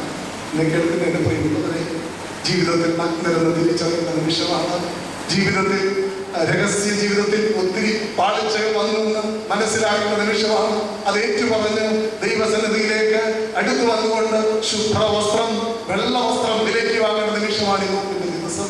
നമ്മുടെ വസ്ത്രം വിശുദ്ധമായി തീരട്ടെ, നമ്മുടെ വസ്ത്രം നിർമ്മലമായി തീരട്ടെ. 3 ലവദോക്യർ അഭിമാനിച്ചിരുന്നത് അവരുടെ നേത്രലേപനത്തെ പറ്റിയായിരുന്നു. ലവദോക്യയിൽ ഔഷധ സസ്യങ്ങളേറെയുണ്ട്. ഈ ഔഷധ സസ്യങ്ങളിൽ നിന്ന് ഒരു നീരവൻ എടുത്ത് അതുകൊണ്ട് അവരൊരു കുഴമ്പും തൈലവും ഉണ്ടാക്കും, ഒരു ലോഷ്യനും ഓയിൻമെന്റും. ഇത് നേത്ര ചികിത്സയ്ക്ക് പ്രസിദ്ധമായിരുന്നു. I ലോഷ്യൻ, I ഓയിൻമെന്റ്. ഇവരോടാണ് ആമീൻ പറയുന്നത്, നേത്ര ചികിത്സയ്ക്ക് നിപുണരാണ് നിങ്ങൾ. നിങ്ങളുടെ കൈകളിൽ നിന്ന് ഈ ലോഷ്യൻ ഓയിൻമെന്റ് വാങ്ങുവാൻ അനേക ആളുകൾ ഇവിടെ വരും. നല്ല കാഴ്ചയുണ്ടെന്ന് നിങ്ങൾ നിങ്ങളെ പറ്റി ചിന്തിക്കുന്നു. ഏവർക്കും നല്ല കാഴ്ച നിങ്ങൾ കൊടുക്കുന്നുണ്ട് നിങ്ങൾ അഭിമാനിക്കുന്നു. പക്ഷെ ഞാൻ നോക്കുമ്പോൾ നിങ്ങൾ അന്ധരാണ്, കുരുടരാണ്. കാഴ്ച അത് കണ്ണിന്റെ പ്രശ്നമാണ്, അല്ല, ഒരിക്കലുമല്ല. അത് കാഴ്ചപ്പാടിന്റെ പ്രശ്നമാണ്, മനസ്സിന്റെ പ്രശ്നമാണ്, മനോഭാവത്തിന്റെ പ്രശ്നമാണ്. ഇംഗ്ലീഷ് ഒരു ചൊല്ലുണ്ട്, eyes are useless when mind is blind. മനസ്സ് അന്ധമെങ്കിൽ കണ്ണുകൊണ്ടൊന്നും പ്രയോജനമില്ല. ഞാൻ ഇനി പറയുമ്പോൾ നിങ്ങൾക്ക് മനസ്സിലാകും. കേരളത്തിലെ ഒരു പ്രമുഖ പത്രത്തിനോടൊപ്പം ഒരു ബുക്കിലെറ്റ് ഉണ്ടായിരുന്നു. ഒരു പ്രാവശ്യം അതിൻ്റെ മുൻ പേജ് കറുത്ത പേജായിരുന്നു. അതിൽ ഇങ്ങനെ എഴുതിയിരുന്നു, ഒന്ന് കണ്ണടച്ചു നോക്കൂ, ഇരുട്ട് എത്ര ഭീകരമാണ്. ജീവിതം മുഴുവൻ ഇരുട്ടിൽ കഴിഞ്ഞ 3 കുഞ്ഞുങ്ങളെ താളുകൾ മറിക്കുമ്പോൾ നിങ്ങൾക്ക് കാണാം. അതിൻ്റെ പേജുകൾ മറിക്കുമ്പോൾ തൃശ്ശൂരിലൊരു വേലായുധന്റെ കഥയാണ്. വേലായുധന് 3 മക്കൾ, 3 കുഞ്ഞുങ്ങൾക്ക് കാഴ്ചയില്ല. ദുരിതം നിറഞ്ഞ, ക്ലേശം നിറഞ്ഞ ഈ ജീവിതം ഇഷ്ടപ്പെടാൻ വേലായുധന്റെ ഭാര്യ ഈ 3 കുഞ്ഞുങ്ങളുടെ അമ്മ തൊട്ടടുത്തുള്ള ഒരു ചെറുപ്പക്കാരനോടൊപ്പം ഒളിച്ചു. ആ നാട്ടിലുള്ളവർക്ക് മുഴുവനും ഈ കുടുംബത്തോട് സഹതാപം തോന്നി. വേണ്ട സഹായങ്ങളൊക്കെ ചെയ്തു കൊടുത്തു. അവർ തീരുമാനിച്ചു, ഇതിൽ ഇളയ കുഞ്ഞിനെങ്കിലും സർജറി നടത്തി അവൻ്റെ കാഴ്ചശക്തി തിരിച്ചു നൽകണം. അങ്ങനെ അവർ പണം സമാഹരിച്ചു. വളരെ പേര് കേട്ട ഒരു ഹോസ്പിറ്റൽ കുഞ്ഞിനെ അഡ്മിറ്റ് ചെയ്തു. കുഞ്ഞിൻ്റെ സർജറി കഴിഞ്ഞു.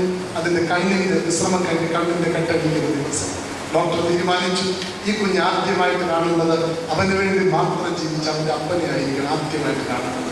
അതുകൊണ്ട് അവൻ്റെ മുൻപിൽ അവൻ്റെ അപ്പനെ നിർത്തി ഡോക്ടർ കണ്ണിൻ്റെ കെട്ടടിക്കുകയാണ്. കണ്ണിൻ്റെ കെട്ടടിച്ചു. അവൻ ആദ്യം കണ്ടത് അവൻ്റെ അപ്പനെയാണ്. പക്ഷെ അവൻ ചോദിച്ചത് അവൻ്റെ അപ്പനെ പറ്റിയല്ല. അവൻ ചോദിച്ചു, അച്ഛാ എൻ്റെ അമ്മയില്ലേ? വേലായുധന്റെ കണ്ണ് നിറഞ്ഞു. ആ മനുഷ്യനൊന്നും പറയാൻ പറ്റിയില്ല. ഇച്ചിരി നേരം കഴിഞ്ഞ് നെഞ്ചത്ത് കൈവച്ച് അയാൾ പറഞ്ഞു, മോനെ, നിന്റെ അച്ഛനും അമ്മയും എല്ലാം ഞാൻ തന്നെയാണ്. ലേഖകൻ അവിടെ ഒരു വരി കുറിച്ച് ചേർക്കുന്നത് ഇങ്ങനെയാണ്, വേലായുധൻ ഈ കുഞ്ഞിന് കാഴ്ച കിട്ടിയപ്പോൾ അവൻ്റെ അമ്മയുടെ കാഴ്ച പോയി. അമ്മയുടെ പുറമേയുള്ള കാഴ്ചയെ പറ്റിയല്ല ഈ ലേഖകൻ അവിടെ പറയുന്നത്. ഈ കുഞ്ഞിൻ്റെ പരിമിതിയിൽ, കുഞ്ഞിൻ്റെ പ്രയാസത്തിൽ അവനെ നെഞ്ചോട് ചേർത്ത് നിർത്തേണ്ട അമ്മ അവനെ വിട്ട് അവളുടെ സുഖജീവിതത്തിന് വേണ്ടി തൊട്ടടുത്തുള്ള ഒരു ചെറുപ്പക്കാരനോടൊപ്പം പോയി എന്ന് പറയുന്നത് കാഴ്ചയില്ലാതല്ലാതെ എന്താണ്? പ്രിയമുള്ളവരെ, അതിനെയാണ് പിതാക്കന്മാർ വിളിക്കുന്നത് ഒരു മനസ്സ് തുറക്കണം, ഉള്ളു തുറക്കണം, ഉൾക്കാഴ്ച വേണം. നമുക്ക് എത്ര പേർക്ക് ശരിയായ ഉൾക്കാഴ്ചയുണ്ട്? സഭയെ പറ്റി, നമ്മുടെ കുടുംബത്തെ പറ്റി, നമ്മുടെ കുഞ്ഞുങ്ങളെ പറ്റി. മനസ്സന്ധമെങ്കിൽ ഈ കണ്ണുകൊണ്ടൊന്നും ഒരു പ്രയോജനമില്ല. ഈ മായയെ നോക്കി ജീവിച്ചു കഴിഞ്ഞാൽ ഈ കണ്ണുകൊണ്ടൊന്നും ഒരു പ്രയോജനമില്ല. നമുക്ക് ശരിയായ ഒരു കാഴ്ച വേണം. നമ്മളൊക്കെ ചിന്തിക്കുന്നുണ്ട്, ഈ കാഴ്ച കൊണ്ട്, ഈ കണ്ണുകൊണ്ട് നമുക്കെല്ലാം കാണാമെന്ന്.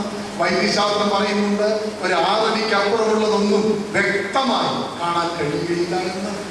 അവിടെ നിൽക്കുന്ന തെങ്ങിനപ്പുറമുള്ളതൊന്നും എനിക്ക് കാണാനേ കഴിയുന്നില്ല. നമ്മുടെ സൈഡിൽ നിന്ന് അറ്റാക്ക് ചെയ്യുന്നവരെ നമുക്ക് കാണാൻ പറ്റുമോ? ബുദ്ധമതം പഠിപ്പിക്കുന്നുണ്ട്, നീ കാണുന്നതൊക്കെ മായയാണ്, ഇതൊന്നുമല്ല യാഥാർത്ഥ്യം, അതിനപ്പുറമായൊരു കാഴ്ച വേണമെന്ന് ബുദ്ധമതം പഠിപ്പിക്കുന്നുണ്ട്. എന്നെ അത്ഭുതപ്പെടുത്തിയ ഒരു കാര്യമുണ്ട്. നമ്മളൊക്കെ ശരിക്കും കാഴ്ചയുണ്ടെന്നൊക്കെ നമ്മൾ പറയുന്നു നമ്മളെ പറ്റി. എന്നാൽ പാതയിലൂടെ നാം നടന്നു പോകുമ്പോൾ എവിടെയൊക്കെ ഒരു കൊച്ചു കല്ലിൽ തട്ടിപ്പോലും നാം വീഴാൻ പോവുകയാണ്. എന്നാൽ ലെവലേഷൻ പുറമേ കാഴ്ചയില്ലാത്ത ചില മനുഷ്യരുണ്ട്. ഒരു കമ്പിന്റെ സഹായത്തോടെ എത്ര കൃത്യതയോടെയാണ് തിരക്കുള്ള റോഡിലൂടെ ക്രോസ് ചെയ്യുന്നത്. ആര് പറഞ്ഞു പുറമേ ഉള്ളതാണ് കാഴ്ചയെന്ന്? ഒരിക്കലുമല്ല, ഉള്ളിൻ്റെ ഉള്ളിലുള്ളതാണ്. കദീശ പള്ളിയിൽ ലെവലേഷൻ കാഴ്ചയില്ലാത്തൊരു അപ്പച്ചനുണ്ട്. ഞാൻ ചില സമയത്ത് കുറേ നേരം സംസാരിച്ചു കഴിഞ്ഞിട്ട് ആ അപ്പച്ചൻ കട്ടിലടിയിൽ ഒരു പാത്രം എടുക്കും. കൃത്യമായിട്ട് പാത്രം എടുത്തിട്ട് അതിൽ നിന്ന് ബിസ്ക്കറ്റോ എന്തെങ്കിലും സ്വീറ്റ്സോ എല്ലാം ഉണ്ടെങ്കിൽ തരും. എത്ര കൃത്യതയോടെ ആ പാത്രം എടുക്കുന്നത്? ആര് പറഞ്ഞു കണ്ണിനാണ് കാഴ്ചയെന്ന്? പുറമേയുള്ള കണ്ണിനാണ് കാഴ്ചയെന്ന്? ഉൾക്കണ്ണിനാണ് ശരിയായ കാഴ്ച. നമുക്ക് എത്ര പേർക്ക് അങ്ങനെ ഒരു കാഴ്ചയുണ്ട്? പ്രത്യേകിച്ച് നമ്മുടെ കുഞ്ഞുങ്ങൾക്ക് എത്ര പേർക്ക് അങ്ങനെ ഒരു കാഴ്ചയുണ്ട്? ശരിക്കും നമ്മുടെ കുഞ്ഞുങ്ങൾക്ക് വേണ്ടി പ്രാർത്ഥിക്കേണ്ട, കരയേണ്ട കാലമാണ്. നമ്മുടെ കുഞ്ഞുങ്ങൾ പാഠം പഠിക്കുന്നുണ്ട്, ജീവിതം പഠിക്കുന്നുണ്ടോ? നമ്മുടെ കുഞ്ഞുങ്ങൾക്ക് പ്രസംഗിക്കാൻ അറിയാം, സംസാരിക്കാൻ അറിയാമോ? നമ്മുടെ കുഞ്ഞുങ്ങൾക്ക് വളരെ ബുദ്ധിയുണ്ട്, ബോധമില്ല. നമ്മുടെ കുഞ്ഞുങ്ങൾക്ക് അറിവുണ്ട്, ശരിക്കും തിരിച്ചറിവില്ല. കാഴ്ചയില്ലെങ്കിൽ വെക്കുന്ന ചൂടുകളെല്ലാം പിടിക്കുകയാണ്. ഇന്ന് പല കുടുംബങ്ങളെയും നേരിടുന്ന പ്രശ്നം സാമ്പത്തിക ക്ലേശമോ രോഗങ്ങളോ അല്ല, കുഞ്ഞുങ്ങളെ കൊണ്ടുള്ളതാണ്. കുഞ്ഞുങ്ങൾ വെക്കുന്ന ചുവടുകൾ പലതും പിഴയ്ക്കുകയാണ്. കുറെ നാളുകൾക്ക് മുൻപ് കുറവിലങ്ങാട് ഒരു ലേഡീസ് ഹോസ്റ്റലിൽ 19 വയസ്സുകാരി റിനു പൗലോസ്, അവിവാഹിതയായവൾ, 2ാമത് പ്രസവിച്ചു. അതല്ല നടക്കുന്നത്. പ്രസവിച്ച ഉടനെ ഇവൾ ചോര കുഞ്ഞിനെ പുറത്തു കൊണ്ടുപോയി കരിമ്പിൽ ഇടിച്ചു. അവൾക്ക് പറയാനുള്ള ഇതായിരിക്കാം, എൻ്റെ ഭാവിക്ക് വേണ്ടി ഞാൻ മറ്റൊന്ന് ചെയ്യാനുള്ളതായിരിക്കാം. നമ്മുടെ കുഞ്ഞുങ്ങളുടെ ചുവടുകൾ പിഴയ്ക്കുകയാണ്. കാഴ്ചയില്ല, ഏതോ മായയിൽ മുന്നോട്ട് നീങ്ങുകയാണ്. വർത്തമാനകാലത്ത് നടന്നൊരു സംഭവം, വനിതയിൽ വന്നൊരു ഷോക്കിംഗ് റിപ്പോർട്ട്. അതിങ്ങനെയാണ്, കുട്ടിയന്മാർ പണ്ട് കാലങ്ങളിൽ മദ്യപിക്കുന്നവർ എന്ന് പറയുന്നത് അവർക്കൊരു 35 വയസ്സെങ്കിലും വേണമെന്നൊരു ചിന്താഗതിയായിരുന്നു. ഇന്ന് അതല്ല, അപ്പാടെ മാറി അത് 20ആയി, 18ആയി, 16ആയി, 12ആയി അതിലെത്തിയിരിക്കുകയാണ്. ഇതിൽ ആദ്യം പറയുന്നത് പത്തനംതിട്ടയിലെ ഒരു ക്രിസ്ത്യൻ മാനേജ്മെന്റ് സ്കൂളിലെ സംഭവമാണ്. ആ സ്കൂളിലെ 2 കുഞ്ഞുങ്ങൾ മദ്യപിച്ചു എന്ന സംശയം തോന്നി പ്രധാന അധ്യാപകൻ അസംബ്ലി കൂടുന്ന സമയത്ത് കുഞ്ഞുങ്ങളോടായിട്ട് പറഞ്ഞു, കുഞ്ഞുങ്ങളെ 2 ദിവസം കഴിയുമ്പോൾ ഒരു സർക്കിൾ ഇൻസ്പെക്ടർ വരും, മദ്യത്തിന്റെ ദുരുപയോഗത്തെ പറ്റി ക്ലാസ് എടുക്കും. അദ്ദേഹത്തിന്റെ കയ്യിൽ ഒരു മിഷനുണ്ട്. എല്ലാ ആൺകുട്ടികളെ അതിനകത്ത് പൂരിപ്പിക്കും. 2 ആഴ്ചയ്ക്കുള്ളിൽ കുടിച്ചവരുണ്ടെങ്കിൽ അതിന്റെ റെഡ് ലൈറ്റ് കത്തും, അവരെ സ്കൂളിൽ നിന്ന് പുറത്താക്കും. കുഞ്ഞുങ്ങളെ വരട്ടാൻ വേണ്ടി സാറിന് നടക്കുന്നത്. അസംബ്ലി കഴിഞ്ഞു. ഏതാണ്ട് 54 കുഞ്ഞുങ്ങൾ പ്രധാന അധ്യാപകന്റെ മുറിയിൽ ചെന്ന് തൊഴുതു പിടിച്ചു നിന്നു. പൊന്നു സാറെ, ഞങ്ങളെ അതിനകത്ത് പൂരിപ്പിക്കരുത്. അതിലൊരു കുഞ്ഞ് UP സ്കൂളിൽ കൂടി പഠിക്കുന്ന കുഞ്ഞുമായിരുന്നു. ഞാൻ എൻ്റെ പള്ളിയിൽ ഇത് പറഞ്ഞു. അന്ന് ഞാൻ വെങ്ങാറുള്ള ജംഗ്ഷനിലേക്ക് വരുന്ന വേളയിൽ അവിടെ ഒരു ഷാപ്പുണ്ട്. 3 കുഞ്ഞുങ്ങൾ സൈക്കിൾ വെച്ച് യൂണിഫോം ധരിച്ച കുഞ്ഞുങ്ങളാണ് ഷാപ്പിലോട്ട് കയറുന്നത്. എന്തേ നമ്മുടെ കുഞ്ഞുങ്ങൾ ഇങ്ങനെയാകുന്നു? 6, 8, 10, 20, 30, 40 ലക്ഷം കൊടുത്ത് നാം നമ്മുടെ കുഞ്ഞുങ്ങളെ കേരളത്തിന് പുറത്ത് പഠിക്കാൻ വിടുന്നുണ്ടല്ലോ. പിന്നീട് അവരുടെ ജീവിതം എങ്ങനെയുണ്ടെന്ന് നാം ചിന്തിക്കാറുണ്ടോ? പണം വേണമെന്ന് പറയുമ്പോൾ കുഞ്ഞെ മോനെ മോളെ ബാങ്കിൽ ഇട്ടിട്ടുണ്ട്, ATM വഴി എടുത്തോ എന്ന് മാത്രം പറഞ്ഞാൽ പോരാ. അവൻ പള്ളിയിൽ പോകുന്നുണ്ടോ, ദൈവത്തെ അറിയുന്നുണ്ടോ, സൽസ്വഭാവിയായി ജീവിക്കുന്നുണ്ടോ, കാര്യക്ഷമമായിട്ട് പഠിക്കുന്നുണ്ടോ, ദൈവചിന്തയുണ്ടോ എന്നൊക്കെ നാം അന്വേഷിക്കണം. എത്ര തിരക്കാണെങ്കിലും നമ്മുടെ കുഞ്ഞുങ്ങളുടെ കാര്യം അന്വേഷിച്ചില്ല എങ്കിൽ 4-5 വർഷം കഴിയുമ്പോൾ നമ്മുടെ കുഞ്ഞുങ്ങൾ തിരിച്ചു വരും. കയ്യിൽ സർട്ടിഫിക്കറ്റ് കാണും, പക്ഷെ ജീവിതം പോകാം. ശരിക്കും നമ്മുടെ കുഞ്ഞുങ്ങൾക്ക് വേണ്ടി കരയേണ്ട കാലമാണ്, അവർക്ക് വേണ്ടി പ്രാർത്ഥിക്കേണ്ട കാലമാണ്. അത് മാത്രമല്ല, മാതൃകാ ജീവിതം കാണിച്ചു കൊടുക്കുവാനിടയാകണം. ഇവിടെയുള്ള പുരുഷന്മാർ ആരും മദ്യപിക്കുന്നുണ്ടോ എന്ന് എനിക്ക് തോന്നുന്നില്ല. പക്ഷെ ആരെങ്കിലും മദ്യപിക്കുന്നുണ്ടെങ്കിൽ ഉറപ്പാണ് നിങ്ങളുടെ കുഞ്ഞ് മദ്യപിക്കുവാൻ അത് ഏറെ സാധ്യതയുണ്ട്. തെറ്റായ ജീവിതങ്ങളിൽ പോകുന്ന ആരെങ്കിലും ഇവിടെ ഉണ്ടെങ്കിൽ ഒരു നാൾ നിങ്ങളുടെ കുഞ്ഞുങ്ങൾ നിങ്ങളെ നോക്കി പറയും, ഞാൻ നശിക്കാൻ കാര്യം ഈ അമ്മയാണ് എന്ന്. ഞാനൊരു സംഭവം പറയട്ടെ. ഗതാഗത വകുപ്പിലെ ഉന്നത ഉദ്യോഗസ്ഥന് മദ്യത്തിന്റെ പിന്നാലെ, കൈക്കൂലിയുടെ പിന്നാലെ പോയൊരു മനുഷ്യൻ കുടിച്ചു കൂത്താടി വീട്ടിൽ വന്നപ്പോ 14 വയസ്സുകാരൻ മകൻ അപ്പന്റെ കള്ളുകുപ്പിയിൽ നിന്ന് കള്ളു കുടിക്കുന്നതാകുന്നത്. കലിതുള്ളി മനുഷ്യൻ. കാരണം താനെങ്ങനെയായാലും കുഞ്ഞു നേരെ തന്നെ പോകണമെന്ന് ആഗ്രഹിച്ചത്. പക്ഷെ കുഞ്ഞ് അപ്പന്റെ മദ്യക്കുപ്പിയിൽ നിന്ന് കള്ളു കുടിച്ചപ്പോഴത്തേക്ക് ഈ മനുഷ്യന് ആകെ വല്ലാതെ. ഈ മനുഷ്യൻ കൈ ഉയർത്തി അടിക്കാനായിട്ട് പോയപ്പോൾ അവൻ അപ്പന്റെ നേർക്ക് വിരൽ ചൂണ്ടി പറഞ്ഞു, ആദ്യം അപ്പൻ നന്നാകും, പിന്നെ ഇതിനെ ശരിയാണ്. പ്രിയമുള്ള മാതാപിതാക്കളെ, ശരിക്കും നമ്മുടെ കുഞ്ഞുങ്ങൾക്ക് വേണ്ടി കരയുകയും പ്രാർത്ഥിക്കുകയും ചെയ്യുക മാത്രമല്ല, ഒരു ധാർമ്മിക ജീവിതം കാണിച്ചു കൊടുക്കാനിടയാക്കണം. മാതാപിതാക്കളുടെ ജീവിതത്തിലെ വികലമായ ശൈലികളാണ് ഇന്ന് പല കുഞ്ഞുങ്ങളുടെ ജീവിതത്തെയും തകർക്കുന്നത് എന്ന് ഓരോരോ സംഭവങ്ങളും നമുക്ക് കാണിച്ചു തരികയാണ്. പറവൂർ പീഡനം, അപ്പനാണ് മകളെ 200 പേർക്ക് കാഴ്ചവെച്ചത്. അതിനേക്കാൾ നമ്മെ ഭയപ്പെടുത്തുന്നത് ഈ പെൺകുട്ടി വനിതാ കമ്മീഷൻ അംഗത്തിന്റെ അടുക്കൽ പറഞ്ഞതാണ്. അവൾ പറഞ്ഞത് ഇങ്ങനെ, അവൾ പീഡിപ്പിക്കപ്പെടുന്ന മുറിയിൽ അവളുടെ അപ്പനുണ്ടായിരുന്നു. ക്ഷീണിച്ചു തളർന്ന അവൾ അപ്പനെ വിളിക്കുവാൻ ശ്രമിച്ചപ്പോൾ അയാൾ ഉറക്കം നടിച്ചു കിടന്നു. എന്തൊരു ഭീകരമായത്! നെടുങ്കണ്ടം ഒരു 11 വയസ്സുകാരനാണ് LKG കുഞ്ഞിനെ കൊന്നത്. എങ്ങനെയെന്ന് നിങ്ങൾക്ക് അറിയാമല്ലോ. പോലീസ് ഉദ്യോഗസ്ഥർ ആവർത്തിച്ച് ചോദിച്ചപ്പോൾ ഇവൻ പറഞ്ഞത് ഇങ്ങനെ, അപ്പനും അമ്മയും അശ്ലീല ചിത്രം ഒരുമിച്ച് കാണുന്നത് അവൻ പലപ്പോഴും കണ്ടിട്ടുണ്ട്. അവൻ അത് കണ്ടാണ് വളർന്നത്. അവൻ ഇങ്ങനെ ചെയ്തില്ലെങ്കിൽ അല്ലേ ഉള്ളൂ കുഴപ്പം. ചിലപ്പോഴെങ്കിലും കുഞ്ഞുങ്ങൾ നശിക്കുവാൻ കാരണം നമ്മളാണോ എന്നൊന്ന് ചിന്തിക്കുക. എന്തെല്ലാം നിങ്ങൾ ഉണ്ടാക്കിയത് നിങ്ങളുടെ കുഞ്ഞുങ്ങൾ പോയാൽ പോയില്ലേ?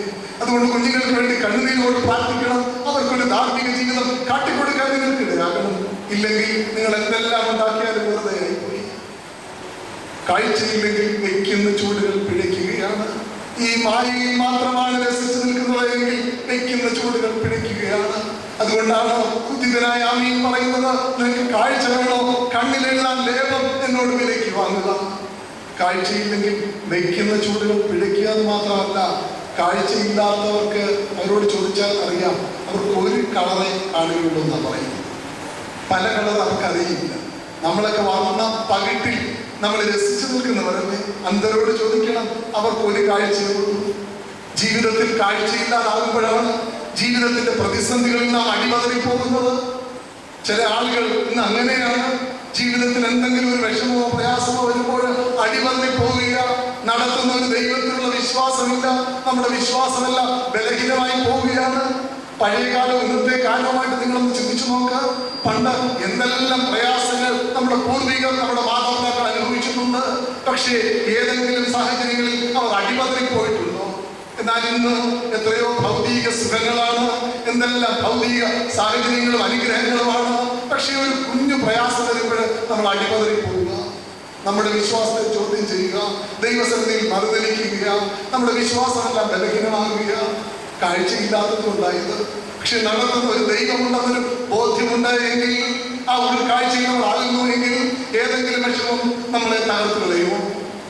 അപ്പൊ പ്രവചനം 3:17 അത്തിവൃക്ഷം തളിർക്കയില്ല, മുന്തിരിവള്ളിയിൽ അനുഭവം ഉണ്ടാകുകയില്ല, ഒലിവുമരത്തിന്റെ പ്രയത്ന നിഷ്ഫലമായി പോകും, ഗോശാലകളിൽ ആട്ടിൻകൂട്ടം ഉണ്ടാകുകയില്ല, തൊഴുത്തിൽ ആട്ടിൻകൂട്ടം നശിച്ചു പോകും. എങ്കിലും ഞാൻ യഹോവയിൽ ആനന്ദിക്കും. എന്തെല്ലാം പ്രതികൂലമാകട്ടെ, എങ്കിലും ഞാൻ ദൈവത്തിൽ സന്തോഷിക്കുമെന്ന് പറയുകയാണ്. നമുക്ക് എത്ര പേർക്ക് ജീവിതത്തിന്റെ പ്രതിസന്ധികളിൽ നടത്തുന്ന ഒരു ദൈവമുണ്ടെന്നൊരു ബോധ്യം നമുക്കുണ്ട്. വർത്തമാനകാലത്ത് ഏറെ ചർച്ച ചെയ്യപ്പെടുന്ന ഒരു പുസ്തകമുണ്ട്, ഡോക്ടർ ഗംഗാധരന്റെ ദ ലൈഫ് ദ മിറക്കിൾ എന്ന പുസ്തകം. ജീവിതം അത്ഭുതം. തൻ്റെ അടുക്കിലേക്ക് വരുന്ന ക്യാൻസർ രോഗികളുടെ കഥകളാണ് അതിൽ അദ്ദേഹം വിവരിച്ചിരിക്കുന്നത്. അതിലൊരു സംഭവം, ഒരു പുഷ്പസ്വാമിയെ പറ്റിയുള്ളതാണ്. അതിൽ ഗംഗാധരൻ പറഞ്ഞു തുടങ്ങുന്നത് ഇങ്ങനെയാണ്: എപ്പോഴും മനസ്സിനെ ദീപ്തമാക്കുന്ന ഓർമ്മയാണ് പുഷ്പസ്വാമി. ഇവൾ ആരാണ്? അനാഥയും വിധവയുമായി ഇവൾക്ക് കയറി കിടക്കാൻ ഒരിഞ്ചു ഭൂമി പോലും ഇല്ല. മാരകമായ അത്ഭുതം ബാധിച്ചു. RCCയിൽ വന്നു. അതുകൊണ്ട് തന്നെ അവളുടെ ജീവിത സാഹചര്യം അറിഞ്ഞതുകൊണ്ട് തന്നെ വേണ്ട സഹായങ്ങൾ അവൾക്ക് ചെയ്തു കൊടുക്കണമെന്ന് തീരുമാനിച്ചു. അങ്ങനെ അവൾക്ക് വേണ്ട സഹായങ്ങളൊക്കെ ഡോക്ടർ ചെയ്തു കൊടുത്തു. പക്ഷെ ഡോക്ടർ പറയുന്നത് ഇങ്ങനെയാണ്: എപ്പോഴും എന്നെ പുഷ്പസ്വാമി അത്ഭുതപ്പെടുത്തി. അവൾ എപ്പോഴും അവളുടെ വായിൽ നിന്ന് ഒരു വാചകം വീണ് കഴിഞ്ഞാൽ അതിൽ ഈശ്വരൻ എന്നൊരു വാക്കുകളാണ്. ചില സമയത്ത് ഞാൻ പോലും ഞെട്ടിപ്പോവുകയാണ്. അവൾ സംസാരിക്കുന്നത് എന്നോടാണോ ദൈവത്തോടാണോ എന്ന്. ഒരിക്കൽ അവൾ എന്നോട് പറഞ്ഞത് ഇങ്ങനെ: ഡോക്ടറെ, ഞാൻ നടന്നു വരുന്ന വേളയിൽ എവിടെയോ നടന്നു വരുന്നു. ആരും എന്നെ പിടിച്ചെഴുന്നേൽപ്പിച്ചു. എൻ്റെ ഡോക്ടറെ, അതെൻ്റെ അയ്യപ്പനായിരുന്നു, എൻ്റെ ഈശ്വരനായിരുന്നു. മറ്റൊരവസരത്തിൽ അവൾ പറഞ്ഞത് ഇങ്ങനെ: ഡോക്ടറെ, കിടക്കയിൽ ഞാൻ നന്നേ ദാഹിച്ചു. ആരോ എനിക്ക് ഒരു ഗ്ലാസ് വെള്ളം കൊണ്ടു തന്നു. എൻ്റെ ഡോക്ടറെ, അതെൻ്റെ അയ്യപ്പനായിരുന്നു, എൻ്റെ ഈശ്വരനായിരുന്നു. ഡോക്ടറെ, ഞാൻ ഒരിക്കൽ അങ്ങേ കാണാൻ വന്നപ്പോൾ അങ്ങില്ലായിരുന്നു. താഴെയുള്ള ഡോക്ടർമാരായിരുന്നു. അങ്ങ് തരുന്നത് പോലെ മരുന്നുകളല്ല എനിക്ക് വെറുതെ തന്നു. എൻ്റെ ഡോക്ടറെ, അതെൻ്റെ ഈശ്വരന്മാരായിരുന്നു, എൻ്റെ അയ്യപ്പന്മാരായിരുന്നു. ജീവിതത്തിലെ സാധാരണ സംഭവങ്ങളിൽ പോലും ദൈവത്തിൻ്റെ ഇടപെടൽ കാണുന്ന ഒരു വനിത. ഡോക്ടർ പറയുകയായിരുന്നു, ഇനി അവസാനമായി ഞാൻ അവളെ കണ്ടത് അവൾ മരണാസന്നയായിട്ട് കിടക്കുകയാണ്. ഞാൻ അവളുടെ അടുക്കൽ ചെന്നപ്പോൾ അവൾ എന്നോട് പറഞ്ഞു: ഡോക്ടറെ, ഇനി അധികകാലം ഞാൻ കാണുകയില്ല. ഡോക്ടറോടൊരു കാര്യം ഞാൻ പറയുക, ഡോക്ടർ അത് ചെയ്യണം. എൻ്റെ കയ്യിൽ ഒരു 10,000 രൂപയാണ്. ഞാനത് ഡോക്ടറെ ഏൽപ്പിക്കുകയും എന്നേക്കാൾ പാവപ്പെട്ട ക്യാൻസർ രോഗികൾ ആരെങ്കിലും ഉണ്ടെങ്കിൽ ഡോക്ടർ അവർക്കത് കൊടുക്കണം. ആരൊക്കെയോ അവൾക്ക് കൊടുത്തത് കൂട്ടിവെച്ചതാണ്. ഡോക്ടറുടെ കണ്ണ് നിറഞ്ഞുപോയി. അവളേക്കാൾ പാവപ്പെട്ട ഒരു ക്യാൻസർ രോഗിയെ എൻ്റെ ഈശ്വര ഞാൻ ഇവിടുന്ന് കണ്ടുപിടിക്കാം. പ്രിയമുള്ളവരെ, ഈ പുഷ്പസ്വാമി നമ്മുടെയൊക്കെ ആത്മീയതയെ ചോദ്യം ചെയ്യുന്നു. ജീവിതത്തിന്റെ കുഞ്ഞു വിഷമങ്ങളിൽ പോലും അടിപതറി പോവുകയാണ്. നടത്തുന്ന ഒരു ദൈവമുണ്ടെന്നൊരു കാഴ്ച നമുക്കുണ്ടോ? ആ ഒരു വലിയ വിശ്വാസം നമുക്കുണ്ടോ? നമ്മുടെ വിശ്വാസമെല്ലാം ബലഹീനമായി പോവുകയാണ്. അതുകൊണ്ടാണ് ശരിയായ കാഴ്ചയില്ലാത്തതുകൊണ്ടാണ് ജീവിതത്തിന്റെ പ്രതിസന്ധികളിൽ നാം അടിപതറി പോകുന്നത്.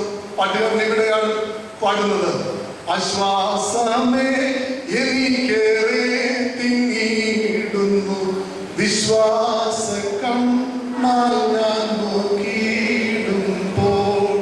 ജീവിതത്തിന്റെ പ്രതിസന്ധികളിൽ വിശ്വാസ കണ്ണാൽ നമുക്ക് നോക്കുവാൻ കഴിയുന്നെങ്കിൽ ഒരു പ്രയാസവും നമ്മെ തളർത്തത്തില്ല.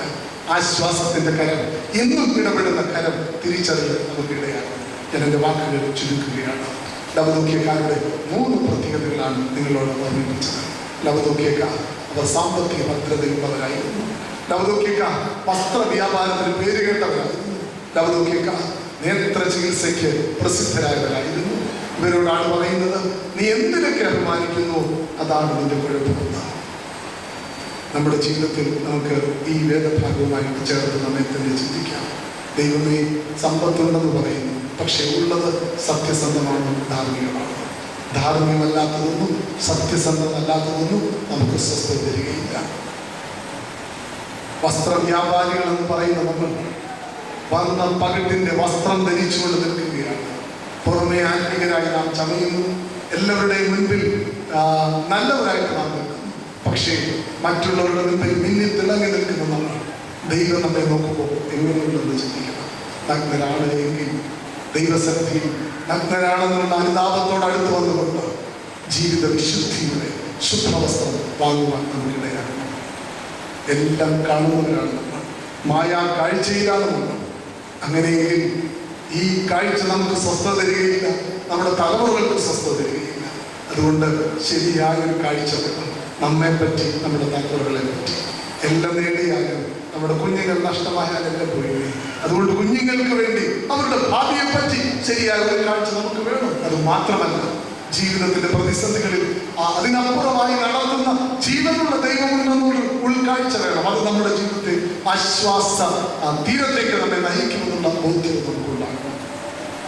ആത്മാവ് സഭയോട് പറയുന്നത് ചെല്ലുന്നവൻ കേൾക്കട്ടെ. ജയിക്കുന്നവന് ഞാൻ എന്നോടൊപ്പം ഇരിക്കുവാൻ അവസരം നൽകുന്നു. പ്രിയമുള്ളവരെ, പരിശുദ്ധ നോമ്പ് ദൈവത്തോടൊപ്പം ചേർന്നിരിക്കുന്ന നിമിഷങ്ങളായി മാറുന്നു. അതാണ് പരിശുദ്ധ സഭ നമ്മെ പറ്റി ആഗ്രഹിക്കുന്നത്. ദൈവമേ, അധാർമികമായി അസത്യമായി ഞാൻ നേടിയതൊക്കെ വിട്ടുകളയാൻ എനിക്കിടയാണ്. ദൈവസന്ധി സാക്ഷ്യത്തോട് ജീവിപ്പാൻ നിങ്ങൾ അനുഗ്രഹിക്കേണ്ടത് എന്ന് നമുക്ക് പ്രാർത്ഥിക്കാം. ദൈവത്തെക്കാൾ ഉപരിയായി നാം സമ്പത്തിനെ സ്നേഹിച്ചാൽ ആ സമ്പത്ത് നമ്മെ കരയിപ്പിക്കും. ദൈവത്തെക്കാൾ ഉപരിയായി നമ്മുടെ സ്ഥാനത്തെ സ്നേഹിച്ചാൽ ആ സ്ഥാനം നമ്മെ കരയിപ്പിക്കും. ദൈവത്തെക്കാൾ ഉപരിയായി മായകളെ സ്നേഹിച്ചാൽ, ലോകമായകളെ സ്നേഹിച്ചാൽ അത് നമ്മെ കരയിപ്പിക്കും.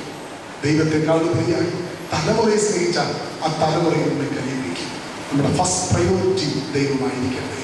എന്ത് രീതിയിലും അഭിമാനിച്ചത് നോക്കിയാൽ ദൈവ സൃഷ്ടി ഒന്നുമില്ലാതായതുപോലെ നമ്മുടെ ജീവിതം ലോകപ്രകാരം എല്ലാം ഉണ്ടായാലും ദൈവസന്നിധിയിൽ ശൂന്യമാകുന്ന അവസ്ഥ ഉണ്ടാകാതെ ജീവിതത്തിൽ തിരുത്തേണ്ടതിനെ തിരുത്തി ദൈവത്തിന്റെ പ്രകാരം ജീവിച്ച് ഈ ജീവിതത്തെ ധന്യമാക്കുവാൻ നമുക്ക് ഏവർക്കും ഇടയാകട്ടെ എന്ന് പ്രാർത്ഥിച്ച് ആശംസിച്ച് വാക്കുകൾ ചുരുക്കുന്നു. ദൈവത്തിന്റെ നാമത്തിൽ